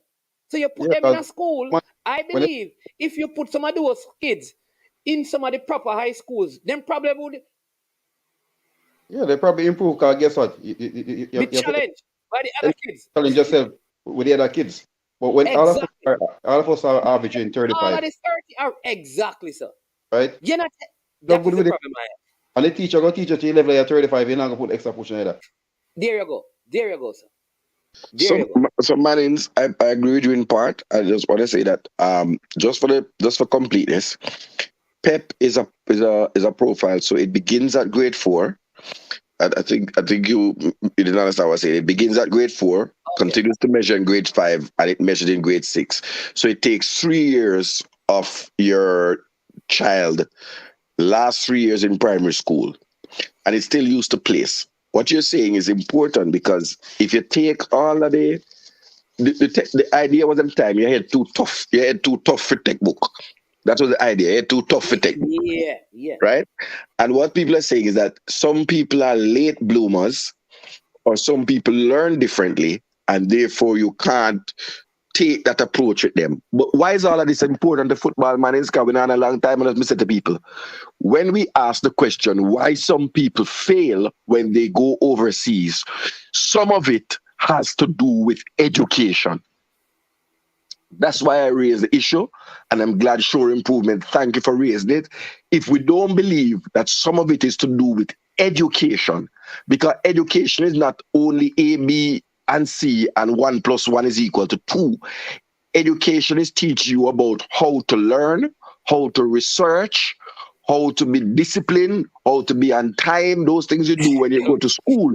So some man want to cover the people them training at them big club in a let's say, let me take in a Holland, in a Ajax. And you want to come half an hour late because you used to go bag walk, you used to turn in half an hour late because you are the big baller. It don't work like that when you go in a professional environment. So some of them haven't been, the education system for me has failed some of the young men. And that is that is part of the reason why they find themselves back here, even though they have gotten the opportunity. All right. Listen, we're going to have to run on this one, but I will tell you, it's kind of funny because some of the kids who are doing well, they didn't go to some of the more traditional high schools. All right. But you check, if you go back and check the PEP result or the one they didn't have before, you would see that some of them had lower scores and were bought into those schools for their athletic ability. Let me just right. And what I'll say is that it's kind of funny because I know of 4 present situations where, although this is not the final determining factor, there are a couple of them who have few or almost no subjects who have matriculated well, and there are 2 that have 6 or more subjects who have struggled. So maybe I'm just saying that there's some other things that need to develop. But this, the main thing, and I'm going to tell this, because in my work line, I have to deal with over 80 different nationalities, right? And guess what? You have to understand everything. When you go up in a situation, and that's why I said you go in a situation, you have to adjust to the environment you're in. I'm going to work some of the time, I don't want to work. I want to work on my hair, but guess what? I'm going to work, so I just adjust myself to it. So this is one thing, as Cataract say, football education. Oh, Jason, a breakup. Marlon, a breakup, sir. Yeah, football education is very, very high. Because guess what? When you do the practical and the field, and you go in classroom and they give you a tablet and say, guess what? This is your weakness. You need to go home and adjust yourself and work on it. The coach will have to come see you the next 2 days, right? And come tell us, say, guess what? Oh, I see you making the same mistake again. You have your tablet, That's why you have video analyst there. Whatever you're doing at trading, if you're going on the right flank and instead of screwing the ball, you're cutting it back and the left foot and play it in the midfield, and so you continue doing it. So when the video analyst wants to say, guess what? This is what you're doing in training, and they pinpoint it. So the next you go home, you look at it. Next day you go training. You expect you to see you're going to swing it, screen the ball, and expect you to do the same thing. And I think this way a lot of the players they didn't, when growing up, they didn't have that ability. Because when you go and you cut it in and you play that way, coach all right with it, because it's about winning. It's not development. And I think that's where a lot of the young players keep on failing. Yeah. Listen, people, this is a good discussion. Some of these stuff we really need to have specific program to deal with them because I have to go. I really have to go. Cataract, run out of the building. You understand me? Manchester City 2, West Ham 0. Liverpool were up 1 against Fulham. Marlon, thank you so much. Man, You understand me? Yeah, man. Thanks to all the other persons who were part of the show, to every person in the comment section. Lots of love and appreciation for all the comments, all the likes, right? And if you have not liked the video yet, then please go ahead and do so. For those who are subscribing for the first time, really appreciate that as well. Keep that going. We're about to close the show now. So all the persons, yard and abroad, young and old, you understand me? We really appreciate you all. To all the callers, all the females from A.M. Henry to Sure Improvement. You understand me? All the female callers, big up on yourself. You understand me? Again, your support is much appreciated. All right. I am Manning's man. This has been I Am Sure Sports. You know how it is, people. When it gets to this point of the show, as usual, we say we are over and we are O-U-T out of here. Boom, check it out, I don't know it's Jason, you know. I'm a represent for I Am Sure Sports. For the latest news and updates, check out I Am Sure Sports. Make sure you go to the YouTube channel, subscribe and share. Jace representing I Am Sure. I Am Sure Sports.